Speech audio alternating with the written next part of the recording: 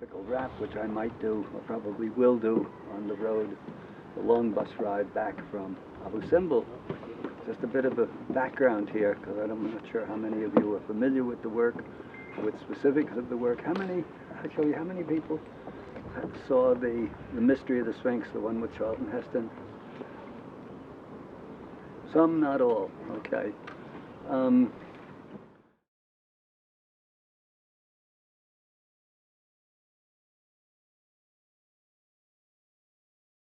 And I've been working on that book for about 5-6 years, in fact, through the early 70s. And how I got acquainted with Schwaller's work, he was dead by that time.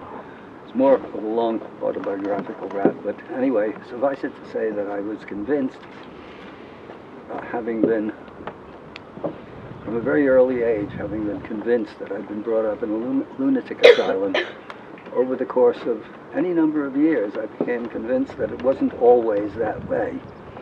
Maybe there was plenty of lunacy around, never any shortage of lunacy, but it hadn't always been that way. And Schwaller was the evidence for it. Somebody got put on to Schwaller and realized that he had done this work of prodigious importance, which was to reformulate the sacred science of the ancients, which of course in quackademia is simply ignored or denied, in a way that made it accessible, not easy, but accessible to our over-rationalized Western intellects. And so I had the contract to write Serpent in the Sky, and I was working along on it.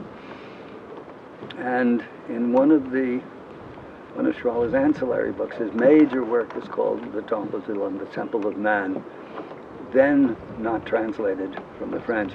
It was impenetrable enough in any language, and I actually spent a year in the library with the dictionary by my side, learning enough French so that I could actually understand Schwaller and understand it well enough so that I could retransmit it to an English-speaking audience. And Schwaller was talking about, and of course, in the legends and myths of people all around the world, there are references, very specific references, to a lost civilization, to a time when people were not the barbarians that we are now, when the gods ruled the earth, etc., etc., etc. Usually, of course, accepted or understood or misunderstood as fabrication by Western scholarship. Anyhow, there was a long chapter in one of Schwaller's ancillary books. All of Schwaller has now been translated, by the way, and translated very well. So anybody who really gets bitten by the Egypt bug can go home and cloister yourself up with, if you're brave enough, The Temple of Man. But start with some of the other books first, maybe. Anyhow, one book called The Sacred Science, and there's a paragraph in there on the chronology of Egypt.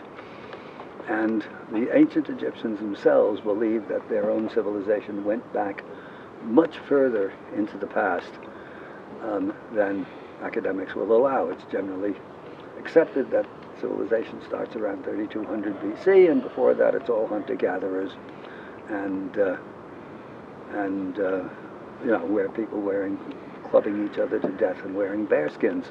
Actually, there's plenty of evidence out there already, and even before Schwaller, to demonstrate that that's not the case. I won't go into that now, but I'll come back to it somewhere along the line, and if I don't, remind me, because otherwise we get sidetracked and we're here for 3 hours and I'm still talking about the beginning. Anyway, there's a long chapter by Schwaller on the Egyptian belief that their civilization went back much further.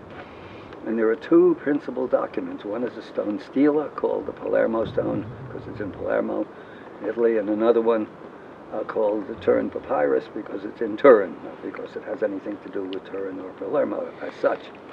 And these texts, the papyrus very fragmentary and put back together, the stone tablet relatively intact, in which the Egyptians, the ancient Egyptians themselves, are talking about long periods when Egypt is ruled by the Netcheru, which means the gods themselves, which I take to mean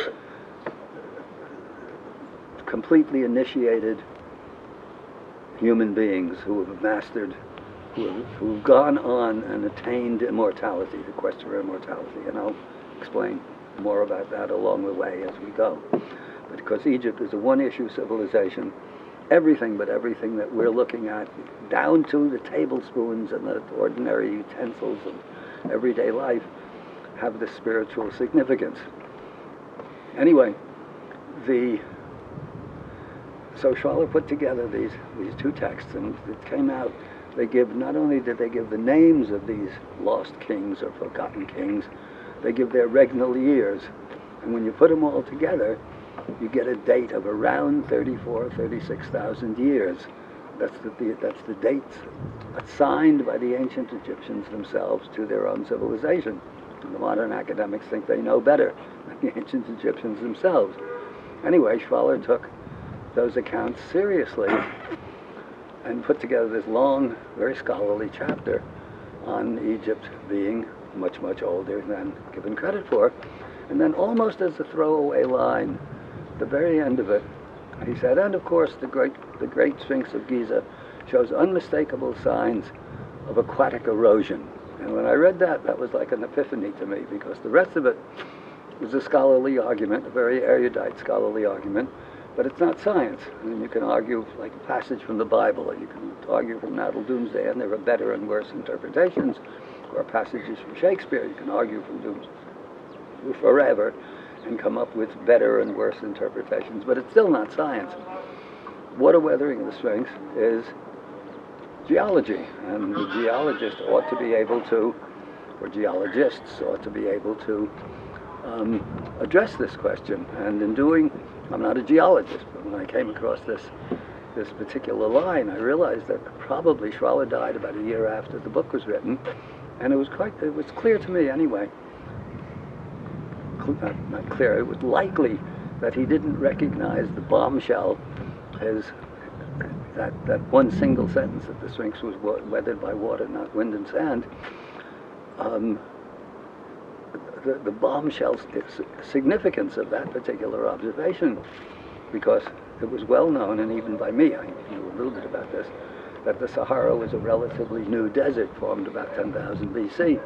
And since then, there have been periods of less rain, more rain, but basically it's been desert since about 10,000 BC.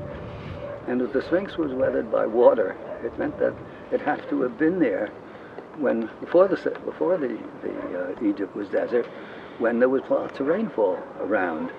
And if that were the case, it would put the dating of the Sphinx back at least to 10,000 BC or so, the formation of the Sahara, and maybe much older than that. And the significance of that was that the Sphinx is, I mean, almost nobody would argue that it's the most spectacular sculpture on earth, and that the temples around it, we see the one in front here, the Sphinx temple, it's called very ruinous, and then the Valley Temple, which we'll see in a second, but that's also, you see the carefully dressed blocks. When you get close up, you see that those blocks are 75, 100 tons, gigantic blocks slotted into place like pieces of a jigsaw puzzle. And when we were doing our Mystery of the Sphinx, we interviewed a guy who was a project manager for a construction site where they were putting up a cogeneration plant with boilers that weighed 200 tons. And so modern cranes could handle those weights, but the project manager, those of you who saw the Mystery of the Sphinx might recall, the project manager said, well, yeah, we could lift those blocks, but we couldn't rig them in such a way to get them into place. So what that means is that if the single line of water weathering cascaded, had this cascading implications, it would mean, if this were the case, that it was water weathered, it would mean that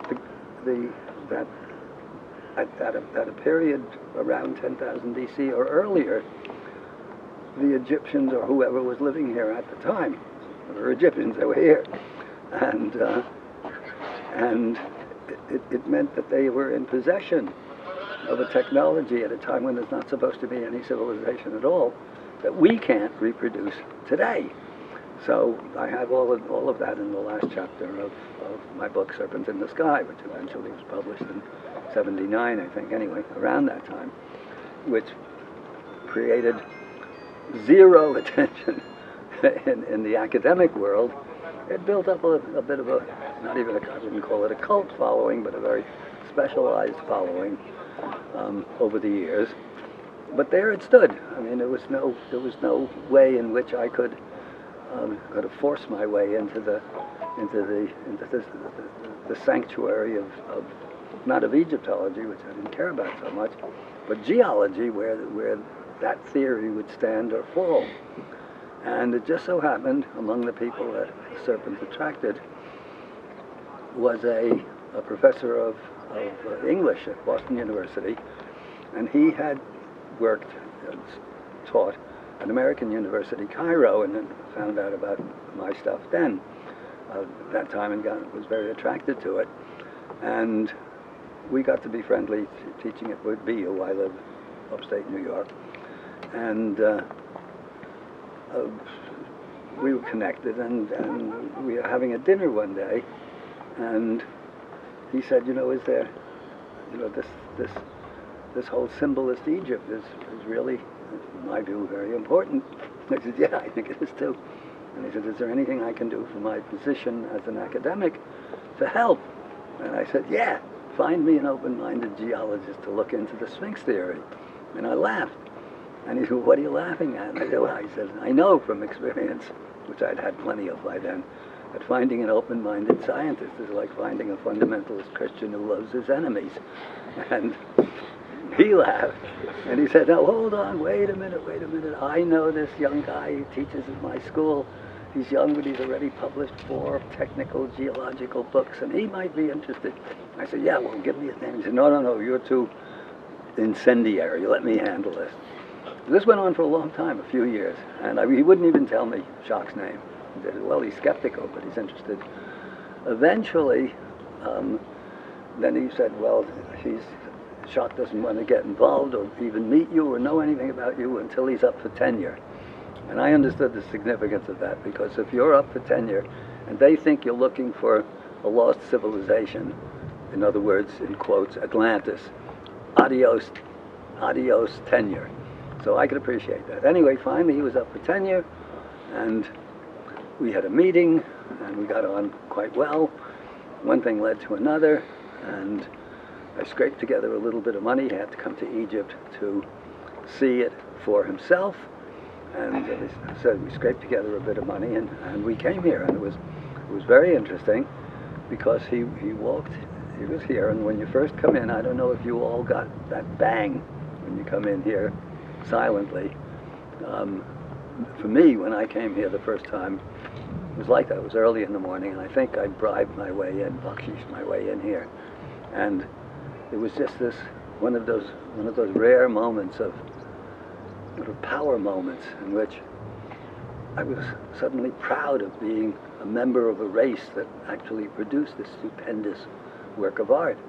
And so finally we got Jacques here, and he's a geologist, so we walked in here, and let's go around the side now, because it show you Jacques' revelation, as it were.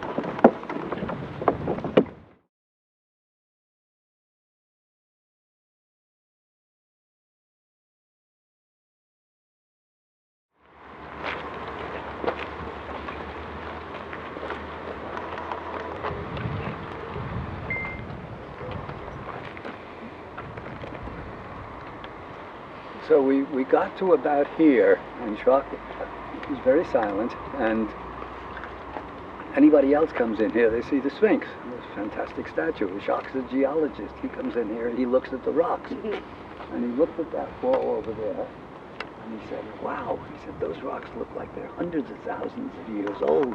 And then he said, don't quote me on that, which I didn't for years, because anything man-made is not supposed to be hundreds of thousands of years old. I think he'd now qualify it a bit, but he didn't mind if I bring it out, if I mention it, because he's cast his lot in with the whole water weathering theory and so on. It is inextricably involved in it, and there's no escaping it even if he wanted to. But that was his professional opinion as the kind of geologist who is particularly interested in stratigraphy and the various subdisciplines that produce this amazing kind of weathering. And so it remains to this day. We first gave, it's a bit of an interesting story, after several visits here, we then felt that it was appropriate, and he now had stuck his neck out and was fully committed to the whole thing, that we do a presentation at the sort of Super Bowl of Geology, which is the annual meeting of the GSA, that's Geological Society of America. And so we spent the whole afternoon, Chuck and myself, writing an abstract, making it sound as boring as possible, so we didn't want to scare him. And we really put a lot of work into making this whole thing sound very undramatic. But we were accepted, and the GSA saw right through it. They realized that this was a bombshell, and that, I mean, in all of the sciences, they're all, of course, they're committed to new discoveries and all the rest of it, but equally important is the PR, doing something that shows that their particular science is important, even though it isn't, in my view. Most of it isn't. Anyhow, so we had this, they called a press conference. This is in '91. And it was big news. This was headline news all over the world, in the scientific press and in the mainstream press and so on. And we were bombarded with journalists who were interviewing us, and all of a sudden this was all over the place. The geologists at the meeting were 100% in favor. They didn't see what all the fuss was about. Of course it's water weathering, they said. The archaeologists and the Egyptologists were absolutely incensed. They were hurling abuse at us. And at one point, and Jacques wasn't used to this. He was used to being, you know, sort of an honored, young but honored, highly respected young geologist. And here these people calling us, him especially, nasty names and all the rest of it. And at one point, the science editor of the Boston Globe, he teaches at BU, Boston University, and the science editor was not present, but he interviewed both of us by telephone, and Jacques was his usual civil self, soft-spoken, civil, and he gave them an interview, and then it was my turn, and the science editor, asked me why it was that here we had this theory, and the geologists were entirely in favor, and the archaeologists and the Egyptologists were absolutely enraged about the whole thing. And I said, well, you know, this is a theory that's based upon the weathering patterns in rocks. And when it comes to weathering patterns in rocks, an archaeologist's and an Egyptologist's opinion is no better than a proctologist's. And so they laughed, and he printed this, and the scientists, you know, the Egyptological and academic and archaeological establishments were absolutely furious, of course. And some colleague of Jacques, woman, whose name I will not disclose at the moment, but her time is soon to come, wrote this really nasty character assassination of Jacques, a real personal attack in the in-house Boston University journal where it comes out, you know, once a month. All universities have these things. And I mean, it was really scandalous. And I said, Jacques, you can't let her get away with that. You got to write, even though it's an in-house journal, you can't, you know, say something. And he said, no, he just let it ride. And I said, you don't mind if I say something? He said, no, you go ahead. So I wrote her a letter, and I said, hey, you know, we understand that you and your colleagues really took exception to this line about the proctologist. And I said, you have to understand that the proctologists didn't like it either. They said their job was to cure sick assholes. They didn't like being compared to them. This did not have the conciliatory effect that I had hoped for. and so it has raged on. This is '91. Look at this, it's 25 years later. we've now accumulated a ton of more evidence, and we presented it at a second GSA meeting that didn't get much press in 2000 at Reno, Nevada. But now, probably, I'll bet all of you know about Göbekli Tepe, right? Yeah. Is there anybody who doesn't know about Göbekli Tepe? Everyone knows. Okay. So that's that's the smoking gun, because when all of these years, I mean, Mark Lehner, the loyal opposition, said, well, this lost civilization of yours, he's not interested in the geology, the lost civilization. Where are the pot shards? Show us. And said, well, I said, they didn't have pot shards. They were advanced civilization. They used paper cups, but that didn't go down very well either. And now we've got a whole civilization, a gigantic ceremonial site that they, the archaeologists, not us, they date to 10,000 BC or earlier. So they can't keep this shut up very, very, very much longer. The time is coming sometime soon. So we shall see. You guys will be following this probably, and I would be willing to bet within a year or so there's I'll get into this later on, but probably all of you know the famous Victor Hugo line, there's one thing stronger than all the armies in the world, and that is an idea whose time has come. Anyone know that line? Well, anyone who doesn't, now you know it. What Victor Hugo did not say, and didn't think of obviously, was that the second strongest thing in the world is an idea whose time has not yet gone. And as it so happens, the idea whose time is not yet gone, all the armies in the world, be they financial or scientific or scholarly or even cultural, all those armies are formally or de facto in charge of guarding the idea whose time has not yet gone. So a lot of the people in the New Age community think that if the evidence is good enough, it's got to prevail. But no, it doesn't have to gotta prevail. It can be buried. God knows how many good things have been buried over the years. I mean, Tesla almost disappeared from view, and 150 years later, everyone is realizing what a great genius he was. So there's plenty of stuff out there whose time did not come because it was prevented from coming by the paradigm police. So we're now, very intimately involved in demonstrating that they've got it all wrong, and that there was a massive, probably global, advanced civilization at a time when there's not supposed to be any civilization at all. And you can say, well, what does that have to do with the price of eggs? Well, it actually has a lot to do with it, in a sense, because we're all brought up most of you are not devotees, or you wouldn't be here with me, but most of us are brought up as the faithful in a religion that doesn't call itself a religion, which I call the Church of Progress. And it has the central credo of the Church of Progress, as unchallengeable as the virgin birth is in Christianity, is that we are the most advanced human beings that ever walked the face of the earth, and then a subsidiary conviction that progress has gone in a straight line from primitive old cavemen wearing bearskins to smart old us with our hydrogen bombs and our nerve gas and our striped toothpaste. And of course these things are maybe a bit dangerous, but we're the best that ever was.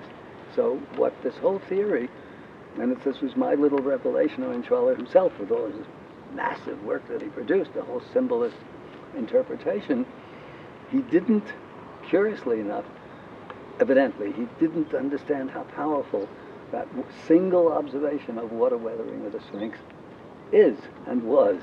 And so, I set upon, I took upon it myself, Schwaller was no longer with us, to make as much noise as I could about that. And gradually, over the years, it's been slowly making progress, and it is one slow process, but I reckon even at my age, I'll probably be around to see it actually to force its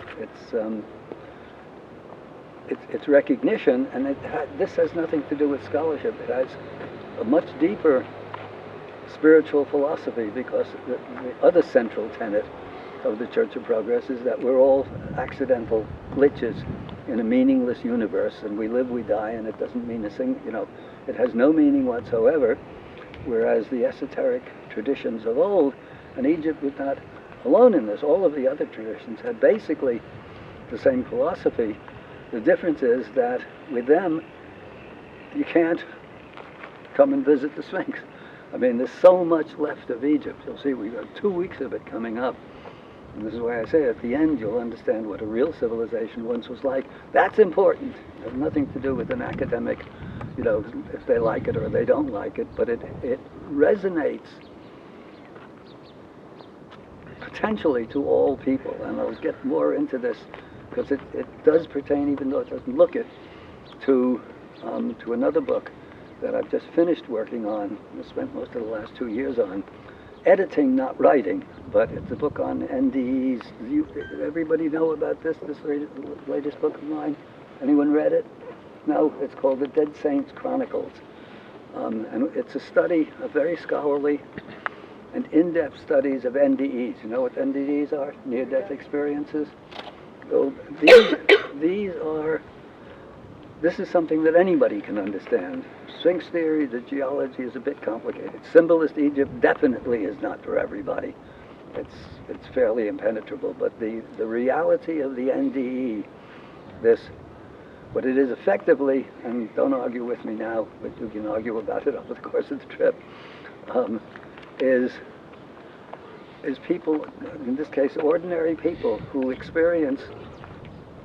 have experiences that, to the best of our knowledge in the past, only the great saints and the yogis and the masters and people who studied all their lives and spent their whole lives developing their own state of consciousness experience, and they're mostly in the distant past, and their experiences are either dismissed or shunted aside. And here suddenly there are thousands of cases of people, perfectly ordinary people, many of them actually without any belief system whatsoever, or even atheists, who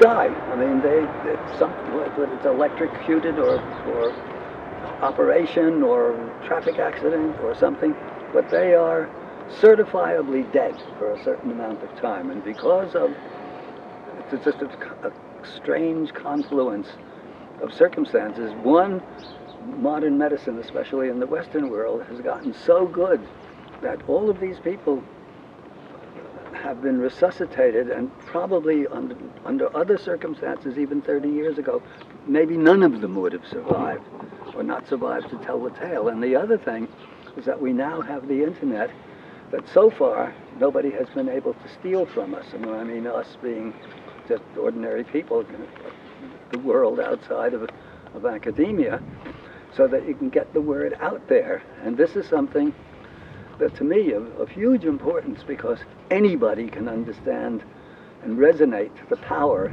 of these NDEs and what they are in Christian terms that most of us are pretty familiar with. That's different than the Eastern philosophies, is actually the experience of a state of grace that is not, you can't work. I mean, even the yogis and the saints and all of the people who devote their lives to this, for complicated reasons that I won't go into here, cannot work toward that. You can't use that as your goal. It just happens somehow or another to certain people. Many are called, few are chosen in Christian terms. And here there are all of these people, perfectly ordinary people, who come back from the dead transformed, and they haven't become great yogis or great masters or great scholars or anything like that. But their whole lives have changed from this experience. Among, first and foremost, what they share, all of them, in common, is they're no longer afraid of death. And this is a big deal. I mean, anybody can say, I can say, well, I'm not afraid of death. Yeah, well, I'm not so sure. somebody holds me up in an alley and sticks a knife in me, I might think differently about whether I'm afraid of John, death. do they remember the whole thing that happened Yeah, of course. to them? Yeah, they yeah, have yeah. conscious. Yeah, yeah, and their stories relate to each other, so that there are certain the one thing they all have in common is the loss of the fear of death, and the other thing, among the other things, are this bright light and this complete state of unconditional love and grace and all the rest of it.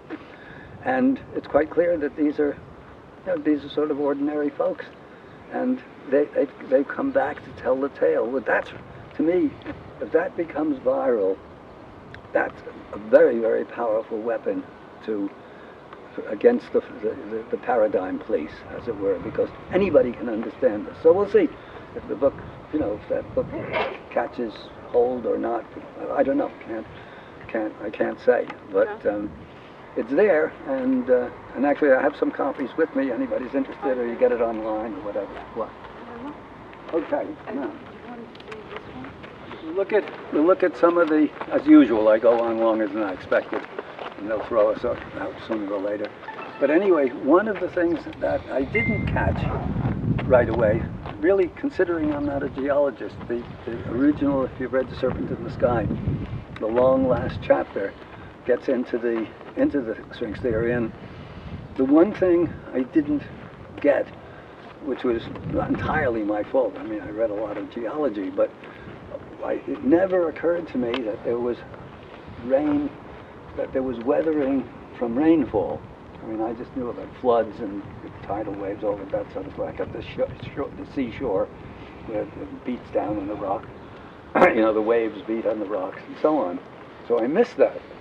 But once, on one of the trips, I think it was, I'm not sure if it was Shock who noticed it or another geologist who was with us, who looked at and I didn't see when I first came through either, the differential weathering, and you see the depth of the weathering at that part of the wall, the whole thing curves in like this, and then it gets less as it goes along, so toward the end it's still a very deeply weathered rock.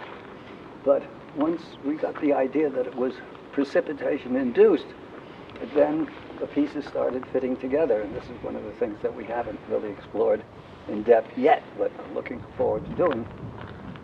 That it's lots and lots of water coursing down the plateau, and you see that the plateau may even be not natural itself. It might be, an exercise in Chinese-style feng shui, in which the whole plateau has been, at some point or another, configured to be this sort of flat, sloping plain that it now is, and it goes from west to east, slopes this way, and then from north to south slopes this way. So if you imagine a ping pong table that's like this, so in periods of lots of rain, the water's going to come swooping down like this, and then come pouring down over the edge, assuming that the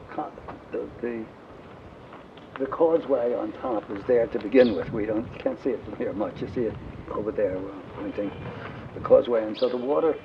So that part, that's the only explanation that Shock or I can think of, or anyone else can think of, to account for that much, much deeper weathering that's over there. And you see over here, even this part, the whole, even if I talked for the whole day, spent the whole day here, the story of putting the pieces together, like a Rubik cube, scholarly Rubik cube, which fascinates me, but doesn't necessarily fascinate everyone enough to just stand here listening to it for 8 hours. But it's pretty intriguing, and when you see how the repair blocks, this is all new stuff, that's older stuff. Toward the very back, you look where the tail is, you see there's massive blocks at the bottom, that's Old Kingdom, that's unmistakably, nobody disagrees, including the academics, is Old Kingdom masonry, repair blocks. And some of the other stuff is New Kingdom, and some of the other stuff is Ptolemaic or Roman. They know that they're good at this kind of meticulous study. And if you look at it, it doesn't look at here, but if I had a ladder and where the repair blocks are married to the curved, the undulating surface there, it's about 3 feet of weathering. And since even Mark Lehner says that the Sphinx was weathered to its present condition, but at the time that the first repair blocks were put on, and he assigns that to the New Kingdom, even though New Kingdom is more on this as we get into. New Kingdom is roughly 1500 BC to about 1000 BC. Old Kingdom is roughly 2700 BC to about 2200 BC, and in between there are periods of anarchy and chaos called the first intermediate period and the second intermediate period. Anyway, be that as it may, it means that according to the present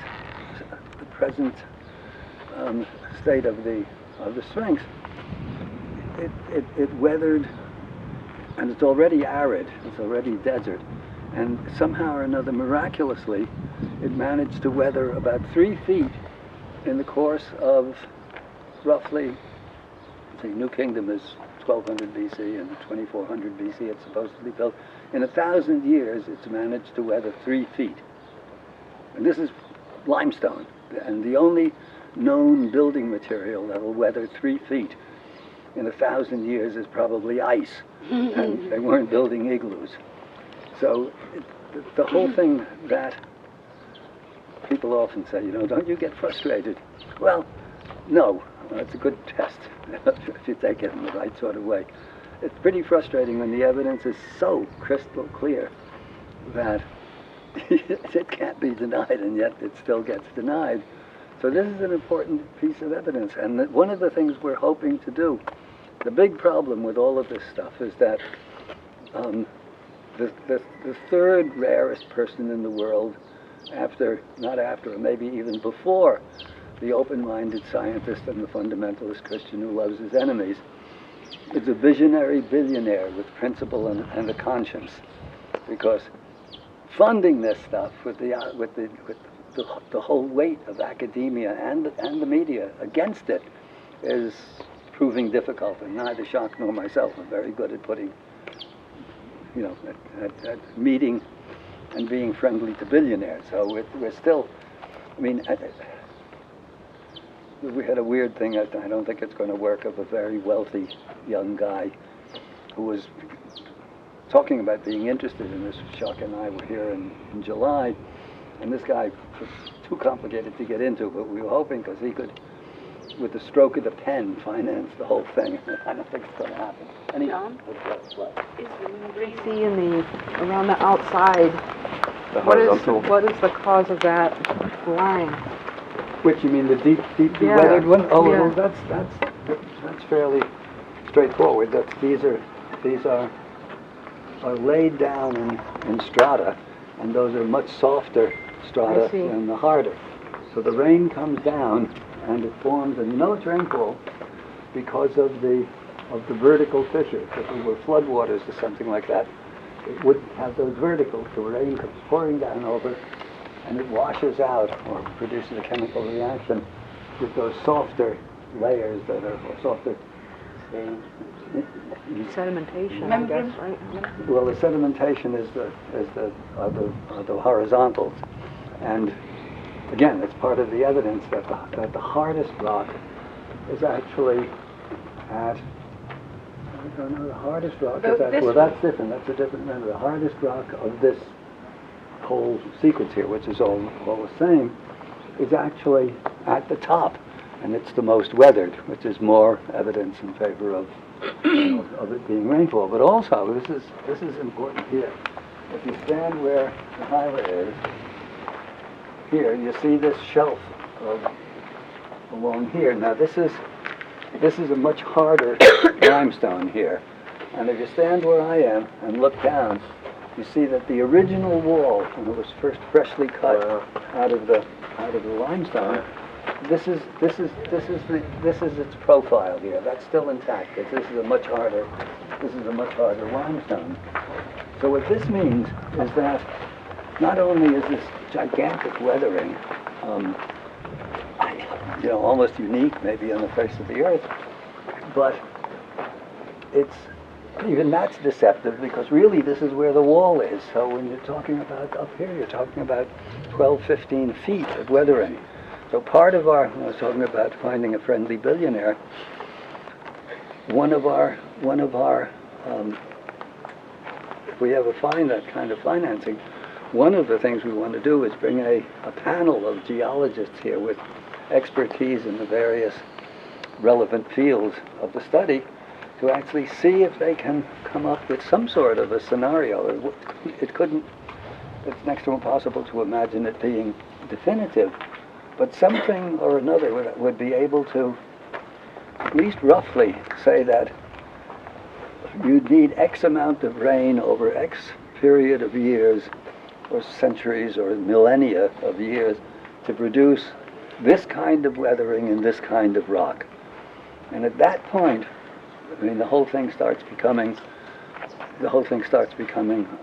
unchallengeable.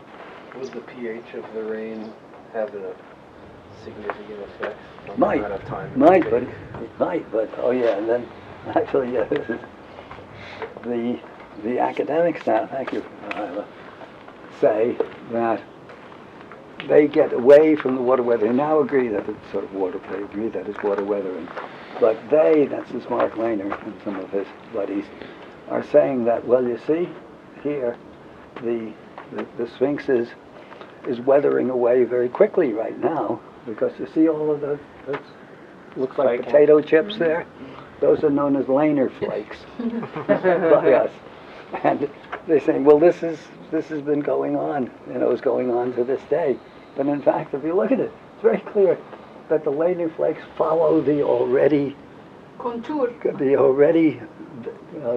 rounded, undulating curves of the rock. They're not creating them. And over on the other side there, we won't go there because it's tough to get there, and you're stumbling through the sand, and they've got it all screwed up anyway with junk in there. There are a couple of late kingdom, that's about 600 or so BC, tombs cut in the rock. Nobody knows who the tombs were for, but you see that the mason's chisel marks are still, they're blurred, but they're still there 2,500 years later. So if you can still see the chisel marks, and you've got 15 feet of weathering here, something's got to go. And anyway, this is the Rubik cube again of all of the pieces of the puzzle supporting each other. But it would be really exciting, and if we can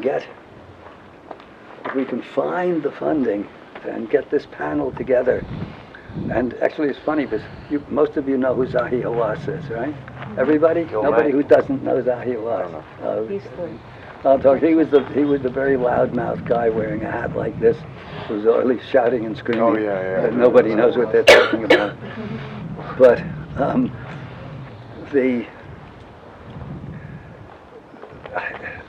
to put this together, even Zahi, we were bitter enemies. I'll tell that story in due course as well. It's a more fun story. But we got to be, on personal level, we're okay. We're civil to each other. And at some point, I pointed out to him that, and very patriotic, Zahi, and for the good of Egypt and tourism and all of that. And I pointed out to him that our Sphinx theory, this is back in the 90s or so, late 90s, how whatever he thought of it was responsible for more press in Egypt than anything since Tutankhamun's tomb. And he's just, John, you are right. And so right now, where they're really desperate for do something that will draw the tourists back, a geologist panel, and to put this whole thing into action would be headline news again, and would serve its purpose as getting people here. There's this whole thing of safety. Don't you feel rather endangered here, right? Everybody's scared. John. Yes. If they built like a big floodplain, because there was like all this water here, obviously, why did they put it down here? Like in the pit? No, the pit is quarried out. Yes. It's not natural. That's all one piece, isn't it? Yeah, That's all one piece. Yeah, self-carved. they had to quarry out. It's emerged from the They had rock. to quarry out all of The this. Now, space why in that? here. Why That's they what I'm did saying. Why that? do That's that? another matter. Well, this is complicated because when you look out beyond there, you see that the desert goes up like this. But with the seismographs, when we were doing soundings here, actually that's not its natural look. In fact, the Sphinx is on sort of, not exactly a cliff, but a slope that goes down like that, and that's all filled in with silt and sand from the Nile floods and the Khamsins, the winds, the sandstorms that blow. So originally, it's on a kind of a bluff, the Sphinx, overlooking a plain or a valley even. But again, this is, if we have to get, when we were doing our original seismographic work, Zahi was chasing us all over, trying to prevent us from getting our work done. More long story. Another trip, I'll do a And subsequent. then why dig through this rock on the side and the back? What's that? On the side and the back, why dig through all this rock to put the Sphinx here? You need the depth. This is an interesting thing, probably.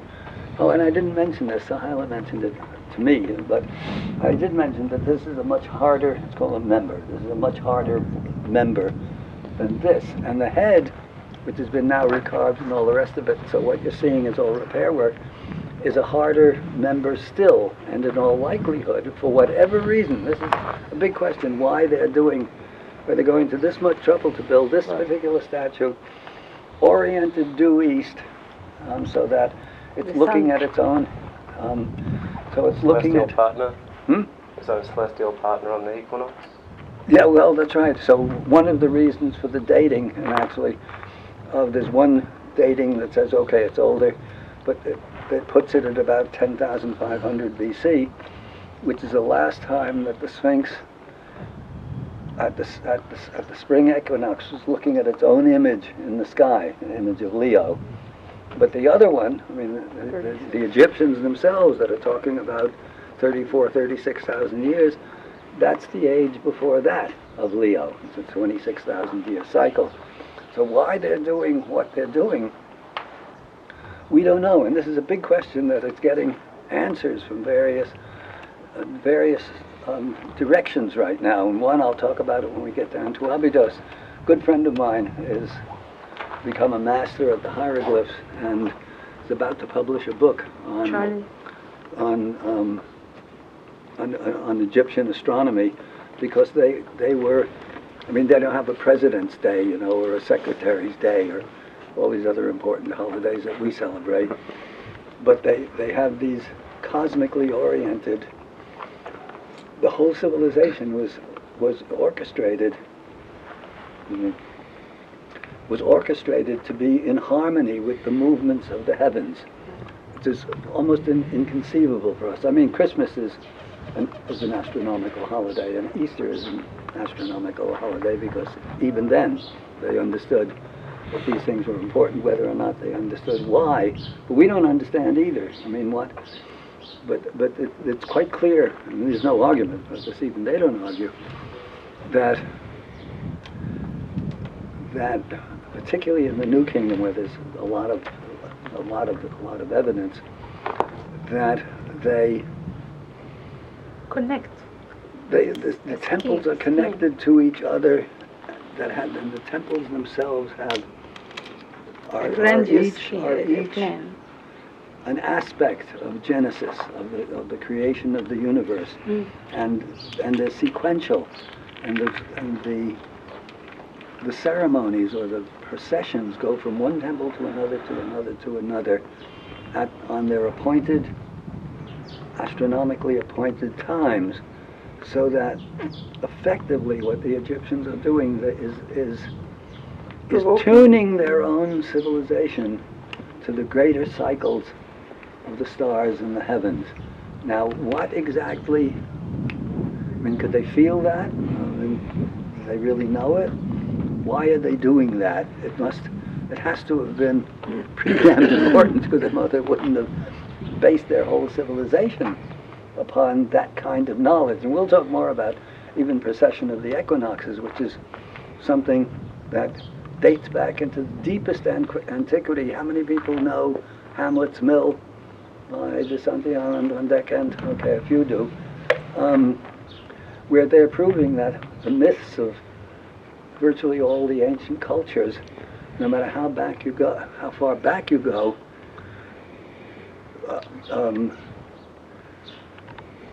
provide evidence, if they're interpreted in a particular, in a correct way, of precession of the equinoxes, which is something that's practically impossible to observe through the most careful observational astronomy, and then why they should spend the time. I'll talk more about that somewhere along. Also, Egypt is mirroring. It's a reflection of heaven.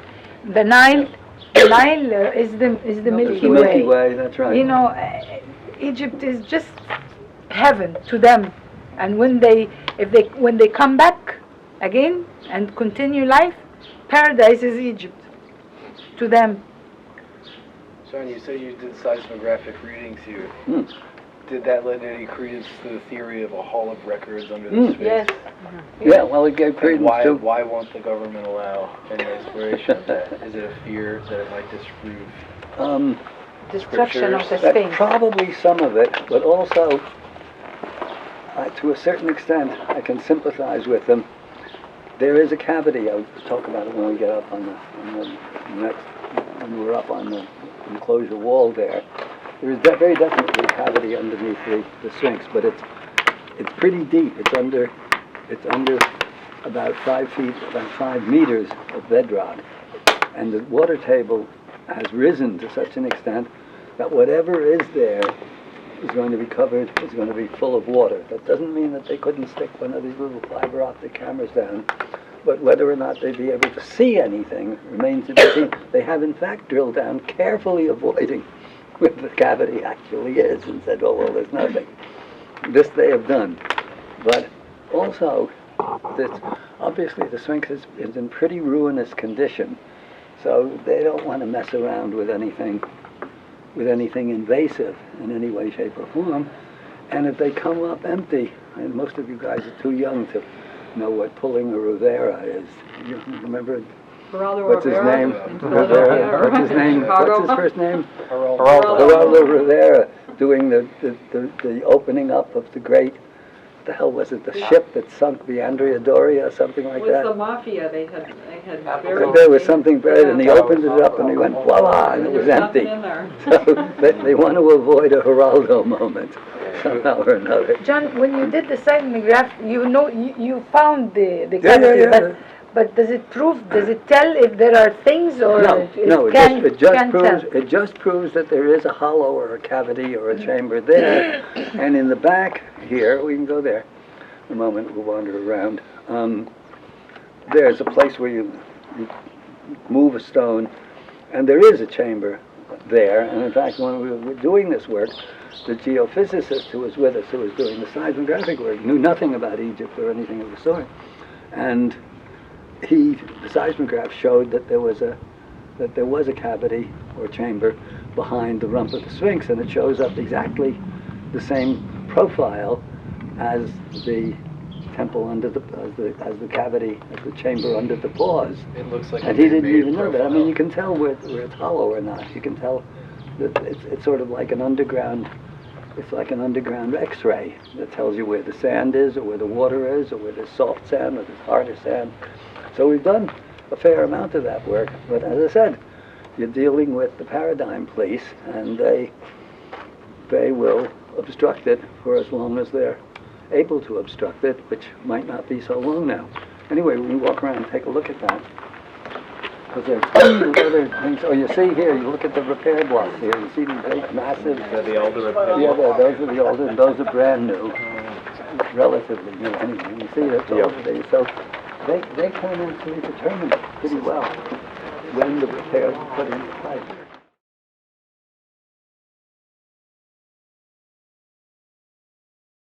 There, if you put a rope down, you go into a hollow underneath that goes back under this bedrock here, and then comes to a dead end. And nobody knows who did it, when, why, my guess would be that it's tomb robbers, or, because all kinds of people are coming around looking for buried treasure and that sort of thing.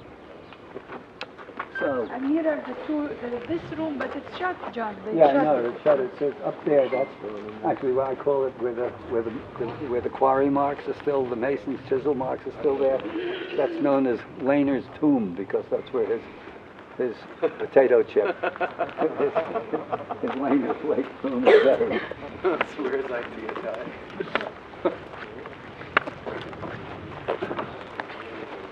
I noticed these repairs up here. What? The repairs up here on the side. They look even older than the original blocks. Those. No, beyond that, over here there's one that's mortared over. Let's see. You can only see it standing way back.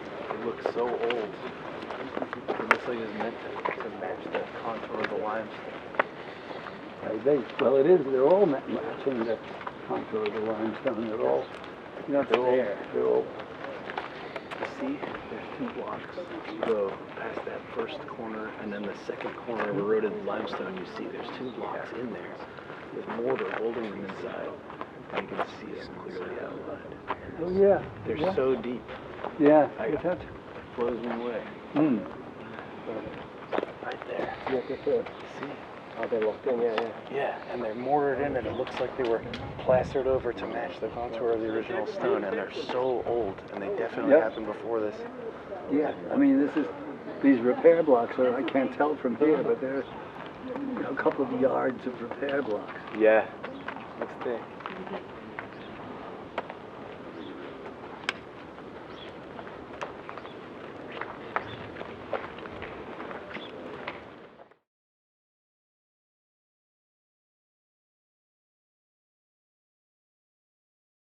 I did this last year.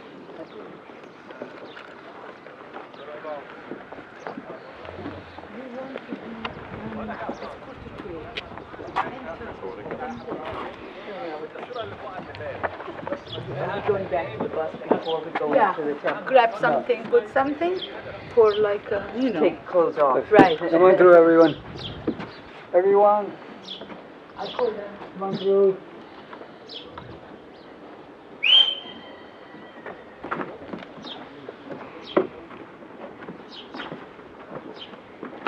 Well, until you find your clicker.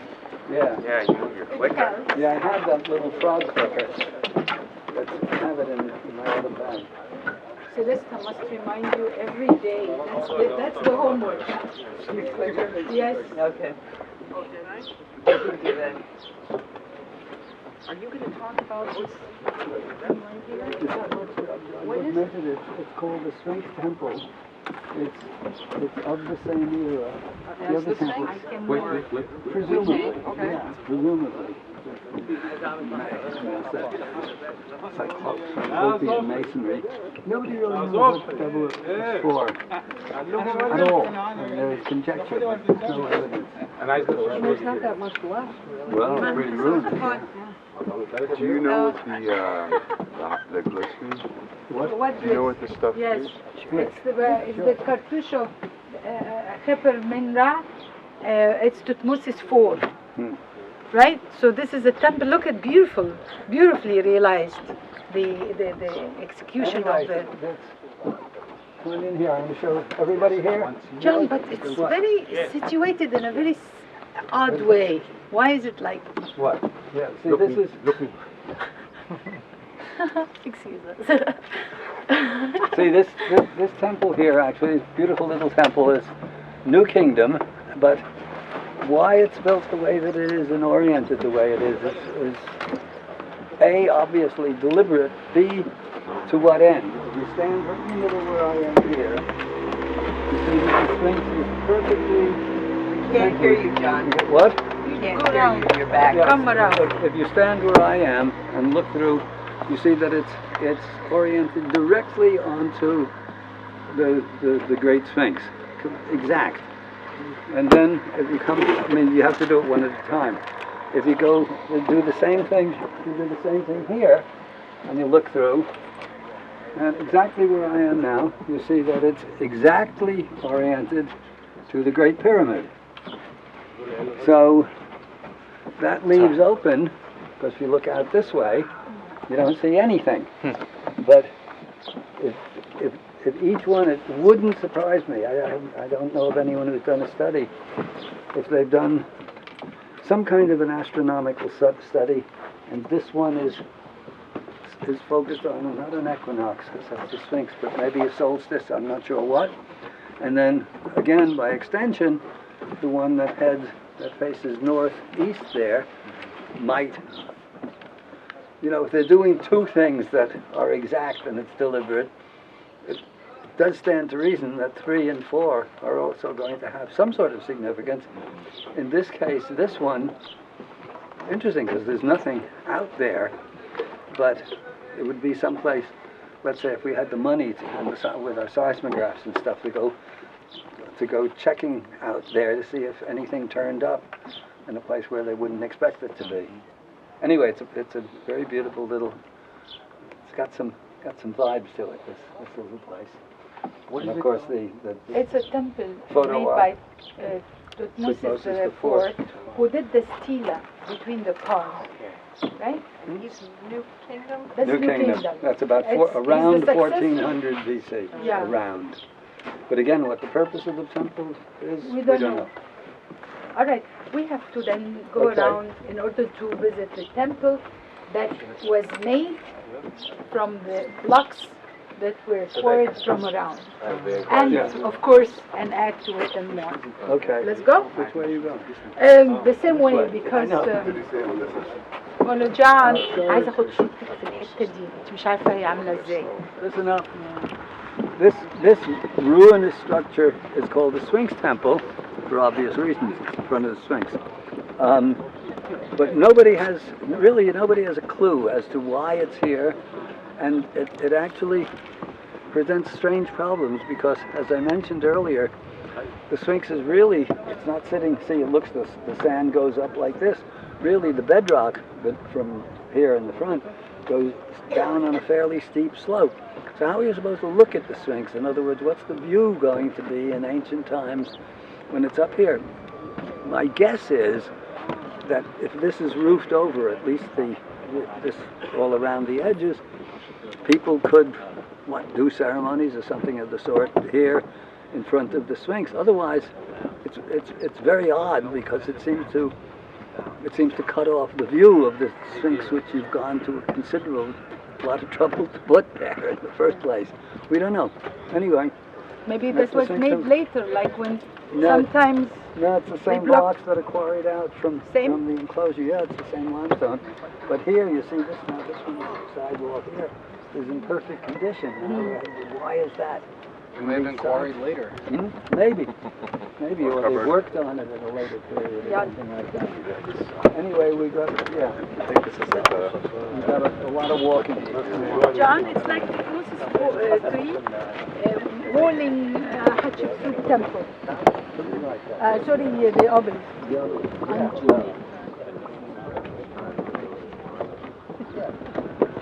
Slow.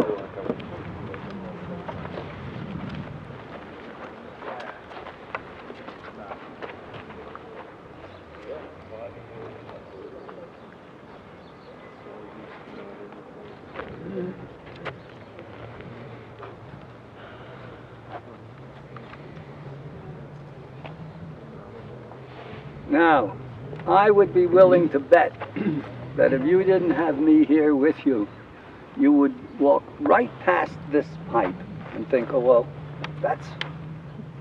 what's that doing there? I mean, everybody would notice that and wonder about it, right? Anyway, what it is potentially something of really serious interest that the academics haven't bothered to look at. Back in the 70s, there was a water survey team that was looking to map out the water table wherever it was. And so they put the drill down here, and they dug down, put the drill down 22 meters. So what, 70 feet roughly, 22 meters, and they hit granite. Now that is a big deal, because the only granite in Egypt comes from Aswan, 600 some miles down to the south. And to hit granite down below that deep could only mean one of two things. It's now pretty well established. I'm not 100% convinced myself, but maybe. But you see all that stuff behind you there? That's recent excavations, and they think that there was a harbor here leading from, or a canal of some sort, leading from the Nile, which was not quite in the same place it is now. But if there's something down 22 meters, it means either that at some point when they were doing work with granite here, you see the granite blocks on the bottom layer of the temple there, that's supposedly that's supposedly Old Kingdom, done by the pharaoh Khafra, the builder of the second pyramid and successor to Khufu. But even that's not entirely established. But if you hit granite down below there, it means either that something fell off where we are now, something more or less constructed into the canal, but 22 meters is it's a deep canal. How the devil did it get there? Or it means, more interesting for us actually, that 22 meters down there's some sort of construction of some sort. And that's, you'd think, something they would maybe be interested in digging down to and figuring it out. And I don't have I haven't seen the documents themselves to verify what I've just been saying. I mean, I've been told that on good faith by people who I think are trustworthy, but until you see the actual documentation yourself, and this is the sort of thing where, if you had if I were an academic with the letters after my name, I'd have a few research assistants floating around that I could say, hey, check that out. And otherwise, to go find the documentation for this back from the 70s. No, it'll just have to be conjecture until somebody looks deeper into it. But again, it's one of those things that if we find our funding and we can do it's not even so much a follow-up to the mystery of the Sphinx, but rather the mystery of the Sphinx stands as a sort of trailer for what comes after, because now there's so much new stuff, and there's so many pieces to this picture of lost, sophisticated civilization that it would make probably for a mini-series or something of that nature. It really cements it once and for all. Anyway, let's go over to what's now called the Valley Temple. See the car? It's what I showed you in the movie yesterday. Everybody should notice this because I have a YouTube suggesting how the ancients did the cutting of the very hard stone. I will show it to John and share it with everyone. It's very interesting. So they have put some of the special detailed, cuts, and that's one of them. And they put some in the Osirian, and some here. So How did they cut it? I have the video, the suggestion. How did they do it? Well, you will see the video. And When? you will see. Where? Later on, any break, and I'll share it with It's an everyone. impressive video. Yeah. What? It is? Very What's impressive it video. called? Who did it? I will tell you the name now. What? Oh, yeah. It's one of our Grokos. She published it. What's the well, one of our Grokos, she shared it, so I took it and put it in your Yeah, in there's your page. actually, how many of you guys have heard of Christopher Dunn? Anybody? Oh, he's a Brit, and he's a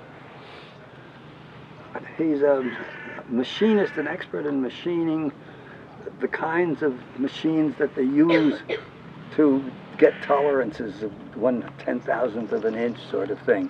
And he's done all kinds of measures on many of these surfaces, and finds that they're accurate to a 10,000th of an inch.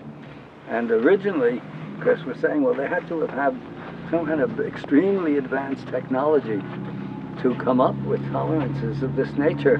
Trouble is, if something like that, by our standards, you need a very advanced technology to produce something that could in turn produce these kinds of tolerances.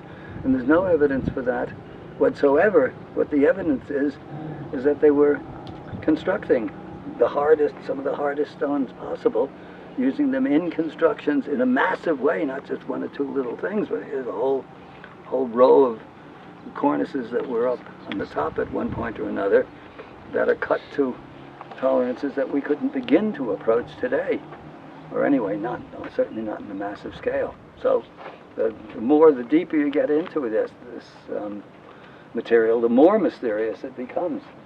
You keep coming up with new unsolvable problems. Anyway, this so-called Valley Temple is supposed to be where the body of the dead pharaoh is prepared for its glorious ascension to a new life, etc., etc. But there's no evidence for that either. Later on, in the temples and the much later pyramids that were built in the Old Kingdom, the 5th and 6th dynasties, around 2300 BC, there it seems pretty certain that they are actually funerary temples and that these certain rites and rituals were carried out.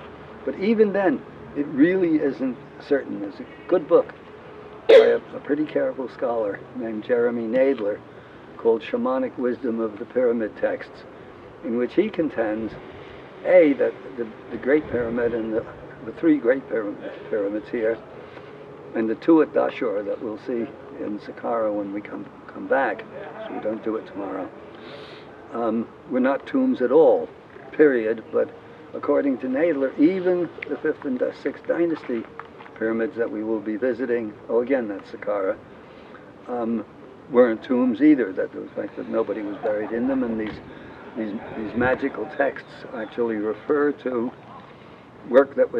inner work that we're supposed to be doing in this life, not in the afterlife, and then subsequently it becomes transferred into work to be done in the afterlife, because people have not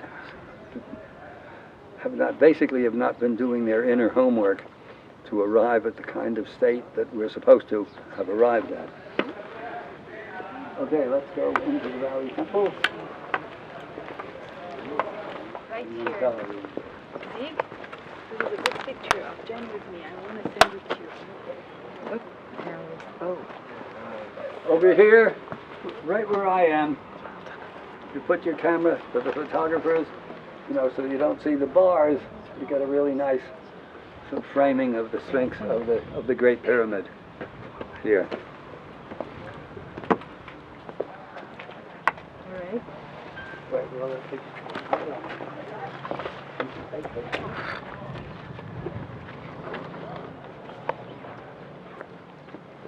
What are the things? Yeah, Sophia Taylor made for one of those. What's the intention? What's that? Sophia Taylor made for a Lucy. What do you think? Sorry. You can hold on to your camera, man. Oh yeah. Okay. nothing. I have no idea. It looks like from above, like graves. So disgusting. I just saw a Lucy cigarette butt up there. Well, where? This that temple gross? here? Yeah. Oh yeah, or something, pillars. Nobody knows. Or in this either. They invented a story, but in fact there's no solid evidence why it should be like this, what they're doing, why it's that way. And it's even, we think, that it may not even be the work of Khafra, that it might, when I think I mentioned earlier, it might not have, when these earlier reigns of Egypt, when it's ruled by the gods themselves, and then by, I think I've mentioned this, the companions of Horus, that maybe one of those intermediate reigns, when all of this granite work was done, and then Khafra came along still thousands of years later and put in a few inscriptions which are definitely Khafra, but doesn't necessarily mean he did the work. This sort of thing. Has anybody? Okay. So according to the standard theory, this is all of one piece. In other words, it's built out of these massive limestone core blocks, and then faced with not equally massive but enormous granite blocks.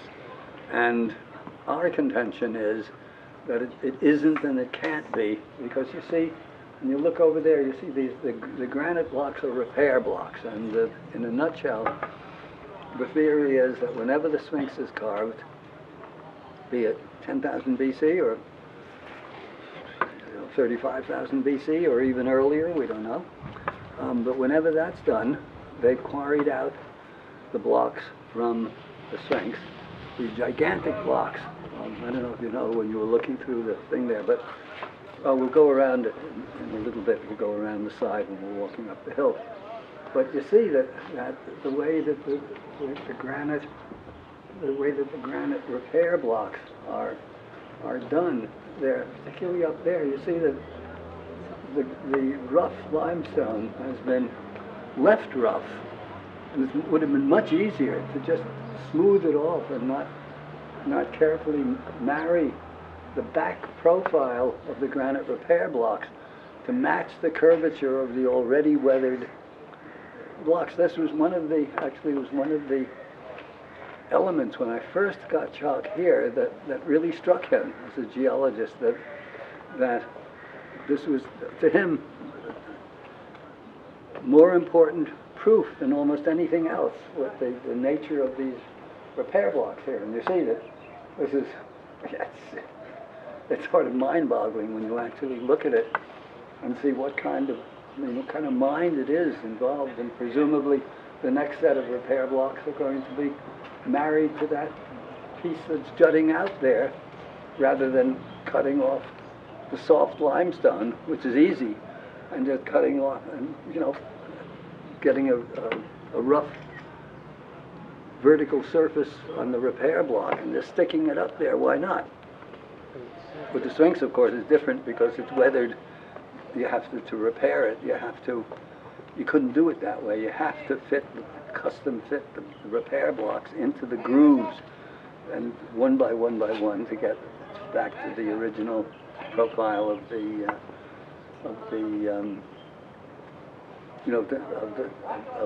statue. And then here, presumably there would be a statue in that big niche up there. Other than that, it's of big course, mystery. the granite is from Aswan, 600 kilometers from here, and this is called the Temple of Khafra. But of course, Khafra. Khafra. By the the way, second pyramid. A bit confusing because any of you have read, virtually everyone has done a fair amount of homework. So even now, there's no, Khufu, which is the Egyptian, becomes Cheops. Anyway, we pronounce it Cheops. Nobody knows how ancient Greek is spelled, but that's the Greek name, Cheops and Khufu. And with Khafra, builder, that's the Egyptian name, that becomes Khephren or Chephren in Greek. And Menkaura, builder of the third pyramid, that's Egyptian, and that becomes Mykarinos or Mycerinus in the Greek. So it gets complicated because you're not talking about 6 pharaohs, you're talking about 3, one Egyptian names, one Greek name. So let's go through here, and here I will give you some free time.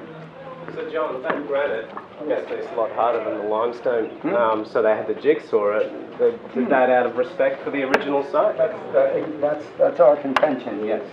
Exactly. Oh.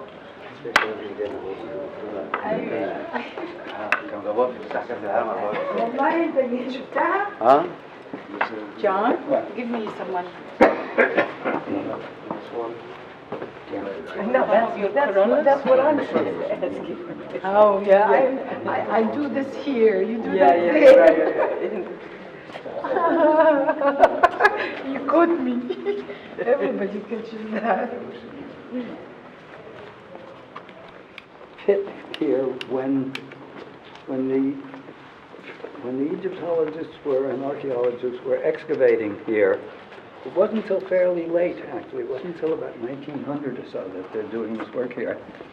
And I'm not exactly sure how they found it, but they found some paving blocks, into the flooring, in slabs. And whenever you see slabs, it generally means that it's concealing something. And when they lifted off the slabs, this pit contained upside down for some strange reason. The fabulous statue of Khafra that is in the museum that you'll see with the falcon attached to its, integrated into his head. And I'm not sure if it was other statues as well. Do you know, Sohaila?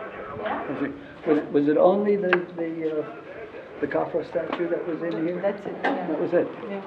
And probably it was put in there, which happened periodically, when the conquerors came through them. Egypt, the nature of Egypt, one of the reasons why it is so spectacular and could have produced so much and left so much for us to see, is that Egypt was a particularly blessed country geographically, protected on three sides by practically impenetrable desert, and from the north by equally almost impenetrable swamps. So over the course of 3,000 years it got conquered, once Hyksos, two Cambyses, three Persians, three times or so over the course of over 3,000 years that it actually get conquered. So, and then once they conquer it, what are you going to do with all of this incredible stuff? So a lot of it was just left here. Anyway, probably the statue of Khafra, when the priests saw that the conquerors were coming through, they concealed some of the most treasured of the artifacts and buried them, in this case upside down. Why that went, I don't know. Nobody does.